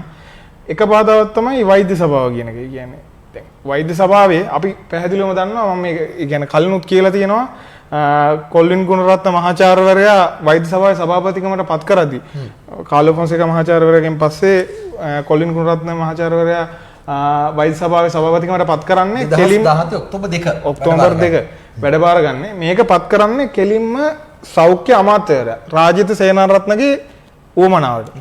රාජිත සේනාරත්නගේ මේක ගේමක්. මේක ඒ කියන්නේ රාජිත සේනාරත්නගේ හෙන්චයියෙක් තමයි මේ කොල්ලින් ගුණරත්න කියන මහාචාර්යවරයා. පැහැදිලිවම කියනවා. එතකොට මේ හෙන්චයියා උත්සාහ කරනවා. මහාචාර්යවරයෙක් වුණාට ඇත්තටම දැන් ප්‍රතිපත්තියක් නැත්තම් අපිට එහෙම කතා කරන්න සිද්ධ වෙනවනේ. එතකොට මේ මහාචාර්යවරයා මේ කොල්ලින් ගුණරත්න උත්සාහ කරන වෛද්‍ය සභාව ඇතුලේ තියෙන බලතල අහෝසි කරන්න දාලා සෑහෙන උත්සාහයක් ගන්නවා. මේ මහාචාර්යවරයා. එතකොට සයිටම් ආයතනය ස්ථාපිත කරන්න අදාළව සයිටම් ආයතනය ස්ථාපිත කරන්න අදාළව සෑහෙන විදිය මැදිහත් වීම ප්‍රමාණයක් කරනවා. ඒත් එක්ක දැන් සයිටම් අහෝසි වෙනවා කියලා අපි කරපු සටනත් එක්ක ආණ්ඩුවට සිද්ධ වුණානේ ප්‍රතිපත්තිමය තීන්දුවක් ගන්න සයිටම් එක අහෝසි කරනවා කියන එක. එතකොට සයිටම් අහෝසි කියලා එතකොට ඒ ශිෂ්‍යයන්ට සයිටම් එකේ හිටපු ශිෂ්‍යයන්ට දැන් අපි දන්නවා හරි පුහුණුවක් ලැබුණ නැහැ කියන එක. අපි පැහැදිලිවම කියනවා දැන් අපිටත් හරි පුහුණුවක් ලැබෙන්නේ නැතුව වෛද්‍යවරයෙක් වෙන්න බෑ. එතකොට මේ වෛද්‍යවරයෙක් වෙන්න අවශ්‍ය හරි පුහුණුව අනිවාර්යයෙන්ම ලැබෙන්න ඕනේ. එතකොට මේ පුහුණුව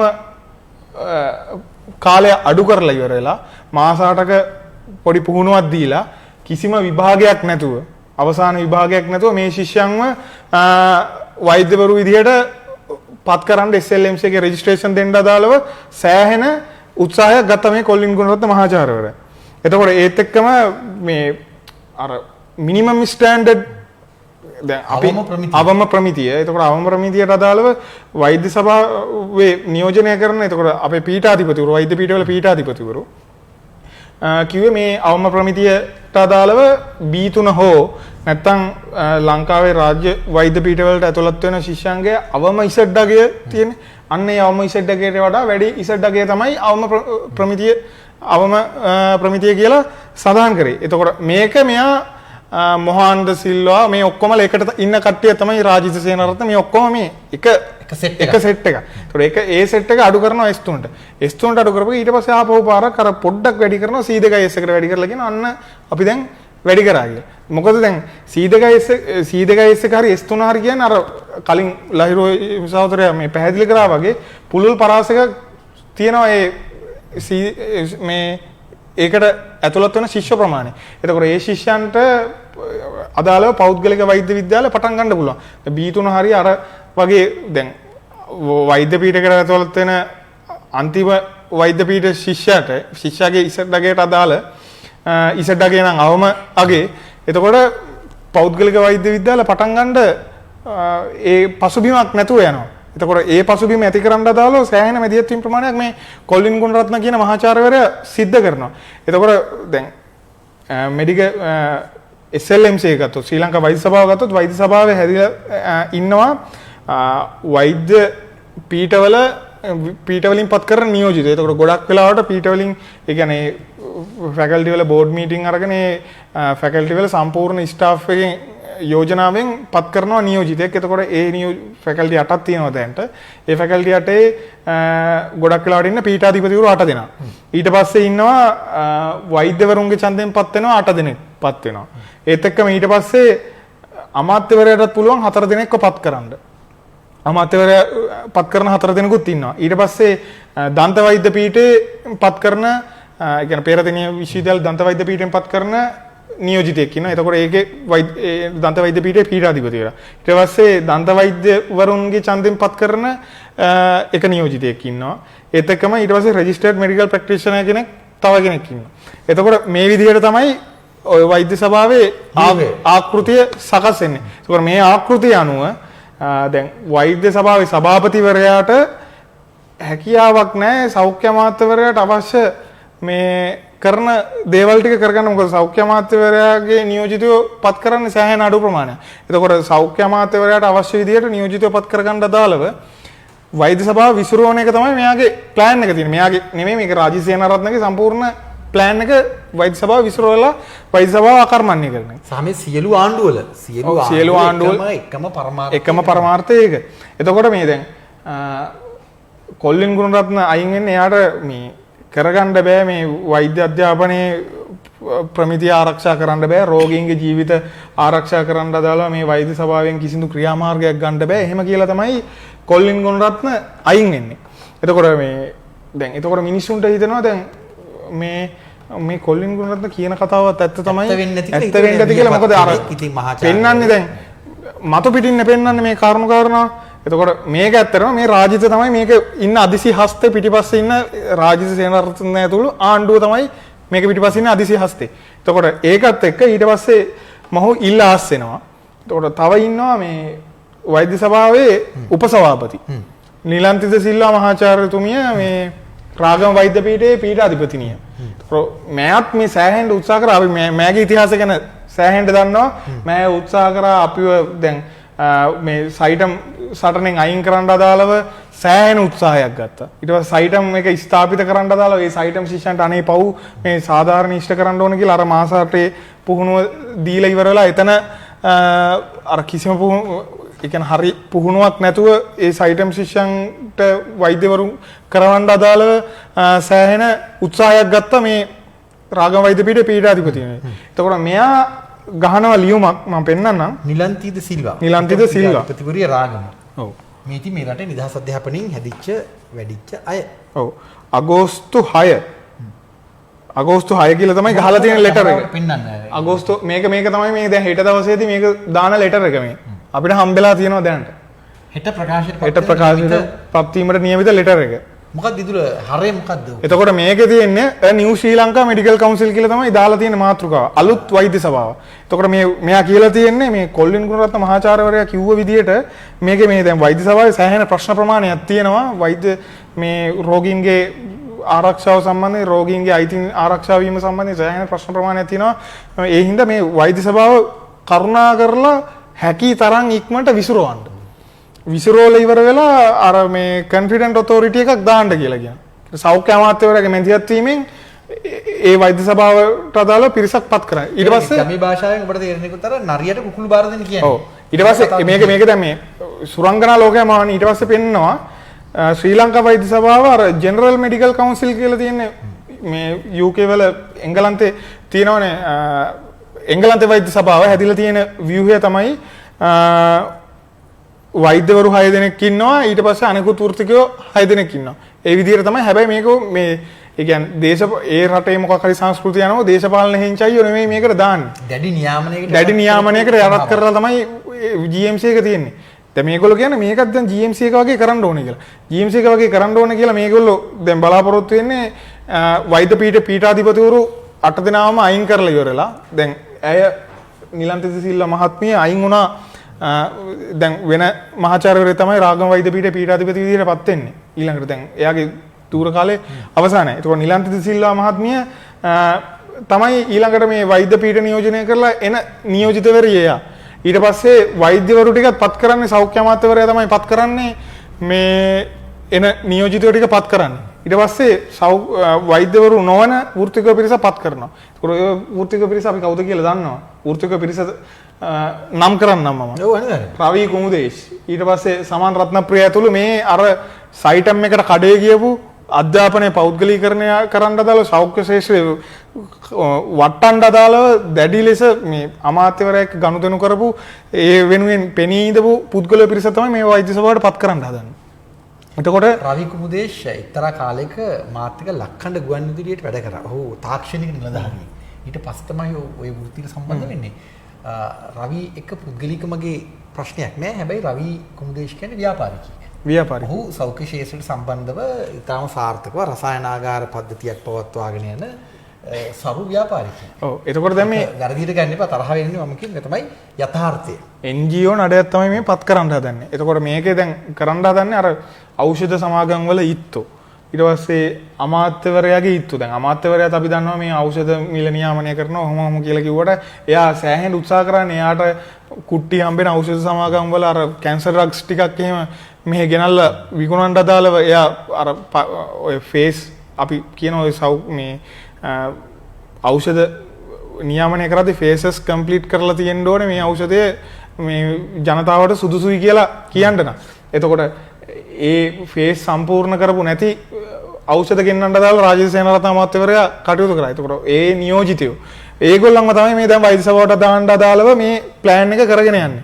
එතකොට මේක හරහා සම්පූර්ණයෙන්ම වෛද්‍ය සභාවේ දැන් කියන්නේ ස්වාධීනත්වය දැන් මේ තියෙන විදිහට ස්වාධීනත්වයක් නැහැ කියලා තමයි කියන්නේ. හැබැයි ඇත්තටම කරන්නේ අර මේ සුදුහුණු ගාලා පෙන්නනවා මේක දැන් මේ ස්වාධීනත්වයක් නැහැ. දැන් අපි මෙහෙම කරොත් ස්වාධීනත්වයක් ඇති වෙනවා කියලා. හැබැයි ඇත්තටම කරන්නේ තියෙන ස්වාධීනත්වය නැති කරලා ඉවරලා මේ සෞඛ්‍ය අමාත්‍යවරයාට ඕන විදිහට කරන්න පුළුවන්. එතකොට මේක දැන් කරන්න බලාපොරොත්තු වෙන එක තමයි දැන් දැනට මම කලින් සඳහන් කරා වෛද්‍ය පීඨවල පීඨාධිපතිවරු විරුද්ධ වන S3 ගන්නවට මිනිමම් ස්ටෑන්ඩඩ් එක විදිහට C2S එක ගන්නවට විරුද්ධව වෛද්‍ය පීඨ බහුතරයක ඔය නිලන්තිත සිල්වා මහාචාර්යතුමිය ඇරෙන්න පේරාදෙනිය ජපුර ඔය වෛද්‍ය පීඨවල පීඨාධිපතිවරු සෑහෙන උත්සාහ ගත්තා මේ මිනිමම් ස්ටෑන්ඩඩ් වැඩි කරන්න ඕන කියන එක. දැන් අපි මිනිමම් ස්ටෑන්ඩඩ් වෙනුවෙන් පෙනී ඉන්නවා කියන එක නෙමෙයි මම කියන්නේ මිනිමම් ස්ටෑන්ඩඩ් වැඩි කරාට පස්සේ අර පෞද්ගලික වෛද්‍ය විද්‍යාල පටන් ගන්න තියෙන chance එක නැතුව යනවා.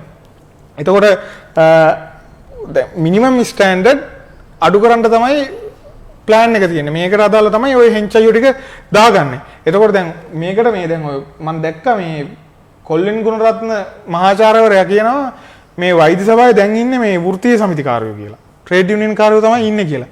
අපි යනවා වෛද්‍ය පීඨවල පීඨාධිපතිවරු වෘත්තීය සමිතිකාරයෝද? ට්‍රේඩ් යුනියන් වල සමාජිකයෝද කියලා. ඒ කියන්නේ දැන් වෛද්‍ය පීඨවල තියෙන වෛද්‍ය පීඨ ආචාර්ය සංගම්. වෛද්‍ය පීඨ ආචාර්ය සංගම් වල ඒ කියන්නේ වෛද්‍ය පීඨ පීඨාධිපතිවරයාපත් වෙන්නේ වෛද්‍ය පීඨ ආචාර්ය සංගමෙන් නෙමෙයි. වෛද්‍ය පීඨ පීඨාධිපතිවරයාපත් වෙන්නේ වෛද්‍ය පීඨේ සම්පූර්ණ ආචාර්ය මණ්ඩලය. ඒ සම්පූර්ණ ආචාර්ය මණ්ඩලයෙන් වෛද්‍ය පීඨ ආචාර්ය සංගමයට අයිති වෙන්නේ නැහැ. ඒකට සම්පූර්ණ ආචාර්ය මණ්ඩලයේ තමයි පත් වෙන්නේ. ඒකට මේක දේශපාලනික පත්වීමක් නෙවෙයි. පීඨපතිවරයාපත් වෙන්නේ ඒ ආචාර්ය මණ්ඩලය. එතකොට මේ පීඨාධිපතිවරුන් අයින් කරන්න අදාළව තමයි මේ ක්‍රියාමාර්ග ටික ගන්නෙ.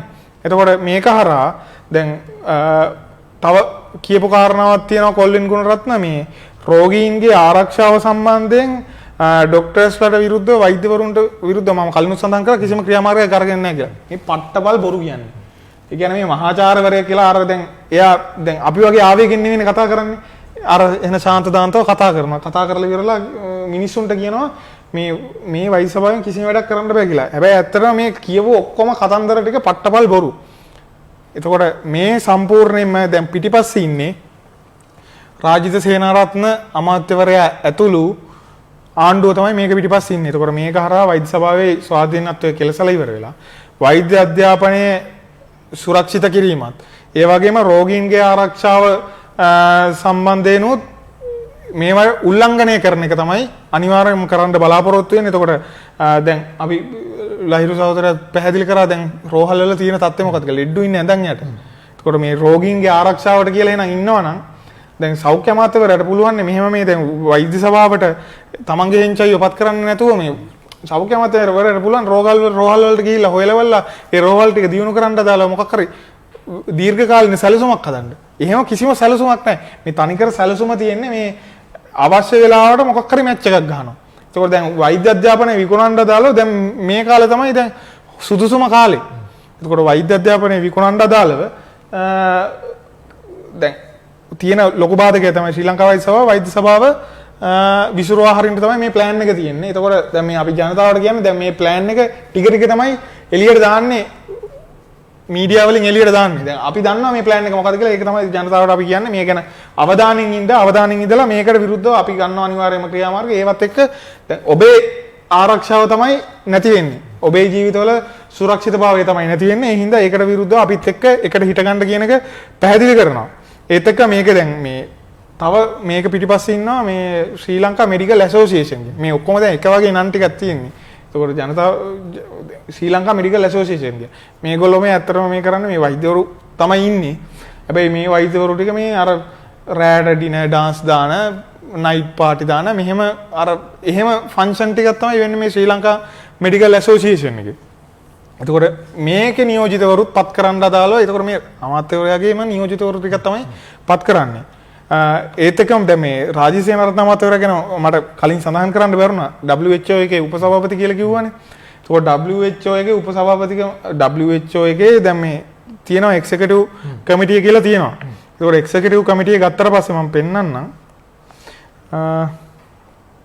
ඒ වගේම රාජීව් සේනාරත්න අමාත්‍යවරයාත් සේනාරත්න ඩෙන්ටල් සප්ලයර්ස් කියලා මේ යත් වෙනම දන්ත වෛද්‍ය විද්‍යාවට අදාළ බඩු භාණ්ඩ එහෙම තමයි ගෙන්නවපු හමුදාවට ඒවා දීපු ඒ හරහා නඩුවකුත් වැටිච්ච එහෙම ව්‍යාපාරිකයෙක්. ඒකත් මතක් කරන්න ඕනේ අතරින්.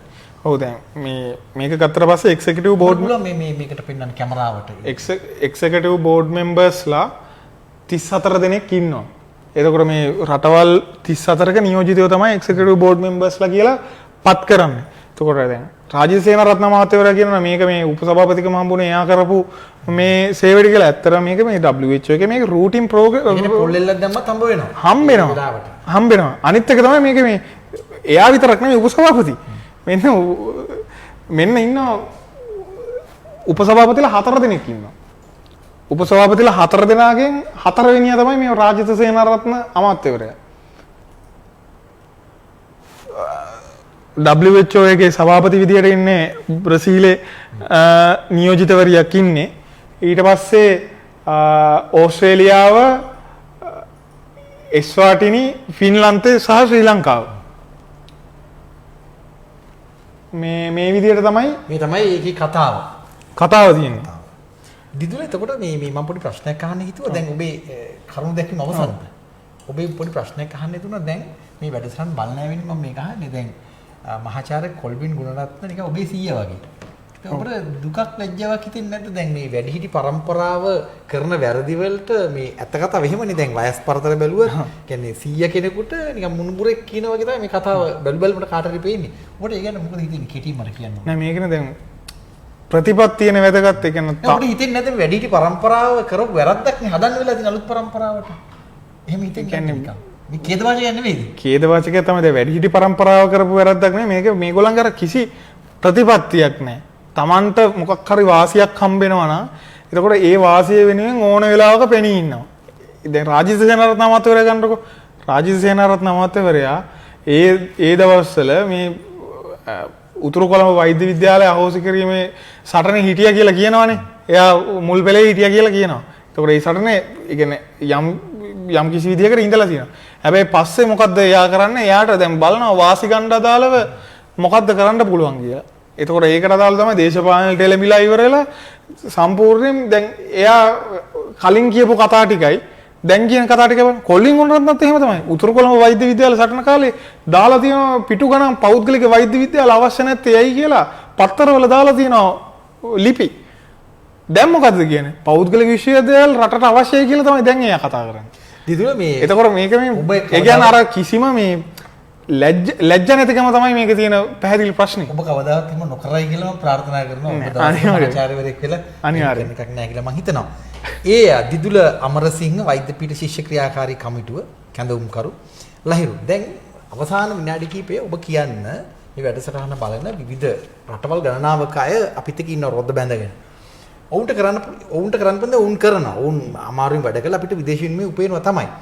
ඔබ මොකද්ද අපිට ඊළඟට කරන්න පුළුවන්? දැන් අපි වස අමාරු කරලා තියෙන්නේ. හතර පැත්තෙම උගුල්. මෙහෙම අපිව ග්‍රහණය කරගෙන තියෙන්නේ. මොකද්ද අපිට කරන්න පුළුවන්? ජනයා හැටියට, වෘත්තිකයෝ හැටියට, ශිෂ්‍යයෝ හැටියට, ජනමාධ්‍ය හැටියට මොකද්ද කරන්න පුළුවන්? යෝජනා කරන්න බලන්න. ඔව් එකක් තමයි අපි හිතනවා දැන් හැමදාම උනේ ඇත්තටම දැන් 1977 ඉඳලා අපි ගත්තොත් එහෙම ඊට කලින් තිබුණු ආණ්ඩුවට විරුද්ධව ජේ.ආර්. ජයවර්ධන ගෙනාවා. ජේ.ආර්. ජයවර්ධන UNP ආණ්ඩුව ඒවට විරුද්ධව චන්ද්‍රිකා බණ්ඩාරනායක මැතිණිය ආවා විවෘත ආර්ථිකයට මානුෂීය මුහුණුවරක් දෙනවා කියලා. ඊට පස්සේ තමයි මේ යුද්ධය අවසන් කරන්න ඕන ඒක කරන්න පුළුවන් මහින්ද රාජපක්ෂට කියලා 2005 මහින්ද රාජපක්ෂ ගෙනාවා. ඊට පස්සේ 2010 ඔන්න නැවත ආවා මහින්ද රාජපක්ෂද ෆොන්සේකාද කියලා. නැවත මහින්ද ආවා. 2015 වෙද්දී ආවා නෑ මහින්ද හරියන්නේත් නෑ. දැන් වෙනසක් වෙන්න ඕන කියලා ගෙනාවා මෛත්‍රීපාල සිරිසේන මහත්මයා ගෙනාවා. ඊට පස්සේ අගමැති බවට රනිල් වික්‍රමසිංහ ගෙනාවා. කොහොමද තමයි ආවේ? දැන් ඊළඟ එක්කෙනා හොයනවා. ඊළඟ එක්කෙනා හොයමින් ඉන්නේ. නමුත් ගැටලුව තියෙන්නේ මේ අවුරුදු ගානම ඇතුලේ එකම ප්‍රශ්න වලට අපි මුහුණ දීලා තියෙනවා. දැනටත් දැන් ඇවිල්ලා තියෙන ප්‍රශ්න ටික ගත්තා කියලා බලන්න. දැන් වැඩිම විදේශ විනිමය ගේන්නේ කියලා මට හොඳට මතකයි මෛත්‍රීපාල සිරිසේන ජනාධිපතිවරයා කිව්වා. මේ අපි මේ කාන්තාවන්ගෙන් හම්බ කරගෙන තමයි අපි කන්නේ. වැඩිම විදේශ විනිමය ගේන්නේ ගෘහසේවිකාවෝ. ඊට පස්සේ මේ තේදලු කඩන අම්මලා ඊට පස්සේ මේ එතනින් එහාට ගිහිල්ලා ගෘහසේවයේ ඇඟලුම් කර්මාන්තය. ওই තුනෙන් ගේන්නේ. ඉතින් අපි අහන ප්‍රශ්නේ තමයි ඇඟලුම් කර්මාන්තශාලාව වැඩ කරන සහෝදර සහෝදරියන්ගේ ඒ අම්මලාගේ දරුවන්ට නිදහස් අධ්‍යාපන අයිතිය ආරක්ෂා වෙලා තියෙනවා. විදේශ විනිමය හොල දෙනවා තමයි. සෞඛ්‍ය අයිතිය ආරක්ෂා වෙලා තියෙනවා. වතු ශේෂ්ත්‍රයේ ඉන්න අයට ඇඩ්‍රස් නැහැ. වතු ශේෂ්ත්‍රයේ ඉන්න අය වැඩිම විදේශ විනිමය ගේන සහෝදර සහෝදරියන්ට ඇඩ්‍රස් එකක් නැහැ, ජීවත් වෙන්න බිම් කඩක් නැහැ. ඊට පස්සේ ගෘහ සේවයට ගිහිල්ලා එන අයට එන්න වෙන්නේ මේ ඇඟ ඇතුලේ. මිනිහ එන්නේ ගෙදෙට්ට. තමන්ගේ දරුවන්ගේ ජීවිත සාර්ථක කරන්න කියලා ගිය ගෙවල් වල පෞල් ජීවිත සම්පූර්ණ කඩා වැටුණා. ගෙයක් දොරක් හදාගන්න බැරි වෙලා තමන්ගේ ජීවිතෙත් නැති කරගෙන එද්දි දරුවන්ට අධ්‍යාපන අයිතිය තියා කිසිම දෙයක් නැහැ. ඒක ඔන්නෝක තමයි ඇත්ත තත්ත්වය. විශ්‍රාම වැටුප කපලා තියෙන්නේ. සිංගප්පූරු ගිවිසුම් ගහන්න යන්න එපා කියලා උද්ඝෝෂණය කරාට පස්සේ ඒක යම් తాවකාලිකව නවත්තලා දැන් සිංගප්පූරු ගිවිසුම ගහලා ඒ දේම එහෙමම කරන්න යනවා. අපි අහන්නේ අපි තව කෙනෙක් කෙනා ඇයි බලාපොරොත්තු දෙන්නේ. දැන් අපිට මේ අපි පහුගිය අවුරුදු ගානම කියන්නේ ශිෂ්‍ය ව්‍යාපාරයේ දශක ගණනාවක් තිස්සේ අපි එක දිගට අරගල වල ඉන්න සිද්ධුනේ අපිට. අපි ඔය කවුරුත් ගැන විශ්වාස නොකර අරගල වල හිටපු ඉඳලා තමයි නිදහස් අධ්‍යාපන නිදහස් සෞඛ්‍ය කියන මේ තරම් දුරට ආරක්ෂා වෙන්නේ. කී දහක් මරුණාද? ඌ මරුණා තමයි. අපි ගත්තොත් එහෙම විශේෂ ශිෂ්‍ය විතරක් නෙවෙයි. පාසල් ශිෂ්‍ය ඔබට අත්දැකීම් ඇති මං දැන් 80 කී අධ්‍යාපන දවල පත්‍රිකාව.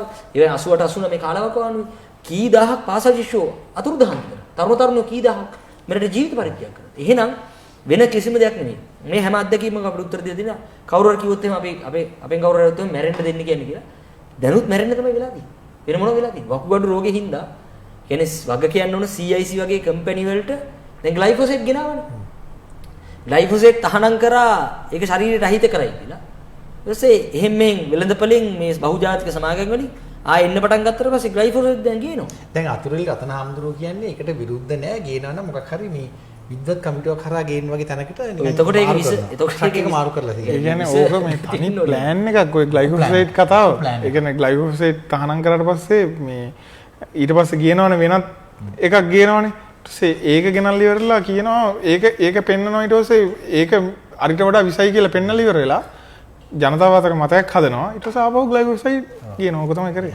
හොඳ උදාහරණය තමයි මම කියන්නේ අර මේ කවුද මේ වන්දනා ශිවා ඉන්දියාවේ ආචාර්යතුමිය ලියපු පොතක් තියෙන සොරාගත්තස්සන්න කියලා. ඒකේ තියෙන ඔය මේ සෝයා ඒ තෙල් වලට අදාළව ගමේ මිනිස්සුන්ට තමන් එච්චර කල් පාවිච්චි කරගෙන හිටු තෙල් වර්ග විස කරලා ඊට පස්සේ අර තෙල් ගෙනල්ලා නොමිලේ බෙදා හැරලා කරපු වැඩක් තියෙනවා. ඒ නිසා දැන් අපි මේවා නිකන් මේ ප්‍රාජිතගේ ප්‍රශ්න. එහෙම කියලා ප්‍රශ්න නෙමෙයි ඔක්කොම. කෙලින්ම ප්‍රශ්නේ තියෙන්නේ දැන් මිනිස්සු සංවිධානය වෙන්න ඕනේ. අපි අහන්නේ දැන් 2016 ඉඳලා බඳවා ගන්න විශ්‍රාම වැටුනේ. ඒක රස්සා නැතුව පාරින්න සිද්ධ වෙලා තියෙනවා. අධ්‍යාපන අයිතිල්ලලා කොච්චර ලංකාවේ දවසට කීයක් ප්‍රවෘත්ති යනවද? දෙමාපියෝ පාරට බහිනවා. Tamanගේ දරුවගේ ඉස්කෝලේ ගුරුවරු නැහැ. Tamanගේ දරුවට ඉගෙන ගන්න විදිහක් නැහැ කියලා පාරට බහිනවා. අපි කියන්නේ මේ සියලු සටන් මේ සියලු අරගල වෙන විකල්පයක් නැහැ. අපි හිතනවා වෙන කිසිම විකල්පයක් නැහැ. දෙකයි තෝරාගෙන තියෙන්නේ. එක්කෝ මේ ක්‍රමයේ ඇතුළේ අපි මැරලා යන්න ඕනේ. ඒ කියන්නේ මේකෙන් දැන් හම්බ කරන්න පුළුවන්. වතුර විස වෙද්දී එහා ගෙදර මිනිහට වතුර විස වෙද්දී අපිට පුළුවන් එහා ගෙදර මිනිහට වතුර විකුණන්න. දැන් උතුරු මැද පළාතේ වයම් පළාතේ එහෙම මිනිසාපු මේ මිනි පෙට්ටි විකුණන කඩයක් දාගත්තොත් ඉස්සරහට හොඳ බිස්නස් එක. නැත්තම් තියෙන එකම ක්‍රමය තමයි මේ පැත්තේ කොහේ හරි ඉන්න අයට මේ වක්ගොඩ ටික පරිස්සම් කරගන්න එක ඒ ටික විකුණන්න පුළුවන් ඉස්සරහට. ඒක ඕක තමයි මාකට් එක හැදින්නේ නැත්තේ. ඒ අන්නේ තීරණය ගන්න පුළුවන්. ඒතකොට අපි නරුමියෝ වෙලා අපිත් මැරිලා තව මිනිස්සුත් මරාගෙන ඉන්න එක තමයි වෙන්නේ. එහෙම නැත්නම් අපිට පුළුවන් ඇත්තටම කරන්න මේ සියලු දෙනාගේ ජීවිත මේ සමාජය වඩා යහපත් සමාජයක් කරන්න අධ්‍යාපන අයිතිල්ලලා සෞඛ්‍ය අයිතිල්ලලා ප්‍රවාහණය අපිට පහසුකම් දෙන්න කියලා අපේ විශ්‍රාම වැටුප මේවා අයිතීන් ඉල්ලලා කම්කරු මේ අයිතීන් ඉල්ලලා මේ සියල්ල ඒකාබද්ධ කරපු සටනක් අපිට කරන්න. අපි යෝජනා කරන්නේ අපි එක් කියන්නේ කිසිම වෙලාවක කිසිම දෙගිඩියාවක් නැහැ. මේ රටේ ඉන්න මේක බලාගෙන ඉන්න මේ සියලු දෙනාට අපිට කියන්න තියෙන එකම එක පණිවිඩය. අපි අරගල කරලා ගත්ත දෙකීමක් තියෙනවා කවුරු මොන ආණ්ඩුව කරත්. ඒක 6න් 5ක බලයක් තිබ්බ ආණ්ඩුවද 3න් 2ක් තිබ්බ එකක්ද ඒකාබද්ධ ආණ්ඩුවද හවුල් ආණ්ඩුවද මේ මොන ආණ්ඩුව යටතේ ජනතාවගේ බලය තමයි උපරිම. ජනතාව තමයි අණ දෙන්නේ. දැන් අණ දෙන්නේ මේ රාජ්‍ය අපිට කියනවා මේ විදිහට ඉන්න කියලා. දන ගහන්න කියලා නැට්ටවනන්න. අපි කියනවා හැම වෙන්න බෑ. මේ අයිතියක් කියලා පිළිගන්නවා නම් ඒකට විරුද්ධව සරන් කරන්න ඕනේ. ඒකට අපි අවබෝධයෙන් එන්න ඕනේ. මේ හවස බලන ප්‍රවෘත්ති විතරක් නෙමෙයි. අපි කියනවා පාරට බහින්න. බඩු මිල වැඩි වුණා, තෙල් මිල වැඩි වුණා, බස් ගාස්තු වැඩි වුණා, බත් පැකට් එකේ ගාණ වැඩි වුණා, බනිස්කිරි ගාණ, පාන්ගිරි ගාණ වැඩි වුණා. අපි අහන්නේ ඇයි මිනිස්සු පාරට බහින්නේ? මිනිස්සු කෑ ගහන්නේ නැහැ. අපිට ජීවත් වෙන්න බෑ, ජීවත් වෙන්න දීපල්ල කියලා. ඒ නිසා අපි හිතනවා ඔන්න ඔය එකතුව ඔන්න ඔය සටන තමයි ඉස්සරහට එන්න තියෙන්නේ. නිසා අපිට කියන්න තියෙන්නේ සරලම දෙයයි.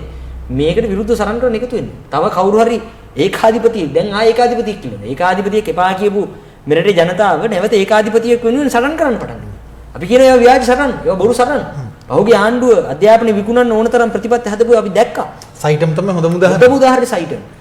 මේ රොෂෙන් චානකලට මැරෙනුනේ නිදහස් වෙනද කලාපේ සේවක සහෝදරයන්ගේ අරමුදල් කොල්ල කන්න කියලා. දැන් මේ ආණ්ඩුව කරන්නේ නැද්ද? පෝර්ට් සිටි හදපු එක උමාවේ හදපු එක නැවැත්තුවද? මේ රටේ ජනාධිපතිකව උමාවේ මිනිස්සුත් එක්ක හිට ගන්නවා කියලා. හිටගෙන මොකද කරේ? උමාවේ මිනිස්සු දැන් සාධාරණ ඉෂ්ට වෙලා තියෙනවා. මොකුත් වෙලා නැහැ. ඒ නිසා අපි කියන්නේ මිනිස්සු එකතු වෙන්න ඕන. සරන් කරන්න ඕන. ඒක තමයි අපි හිතනවා එකම උත්තරේ. ශිෂ්‍ය ව්‍යාපාරයේ පාඩම අපි හිතනවා සමාජයට දීලා තියෙනවා. ඒ නිසා ඒ වෙනුවෙන් එකතු වෙන එක සංවිධානය වෙන තමයි එකම විකල්පය තියෙන්නේ මේ සියල්ලටම අදාළ. අන්තර් විශ්වවිද්‍යාලීය ශිෂ්‍ය බල මණ්ඩලයේ කැඳවුම්කරු ලහිරු වීරසේකරේ ඔබ දෙපළටම අපේ ගෞරවයේ නිදහස් සංවාද වැඩබිමෙන් අපි සමුගන්න මොහොත මතක තියාගන්න ප්‍රශ්නේ හරිම සරලයි. ඇතිවුන්ට ජීවිතේද නැතිවුන්ට මරණයද කල්පනා කරලා බලන්න. සුබ රාත්‍රියක්.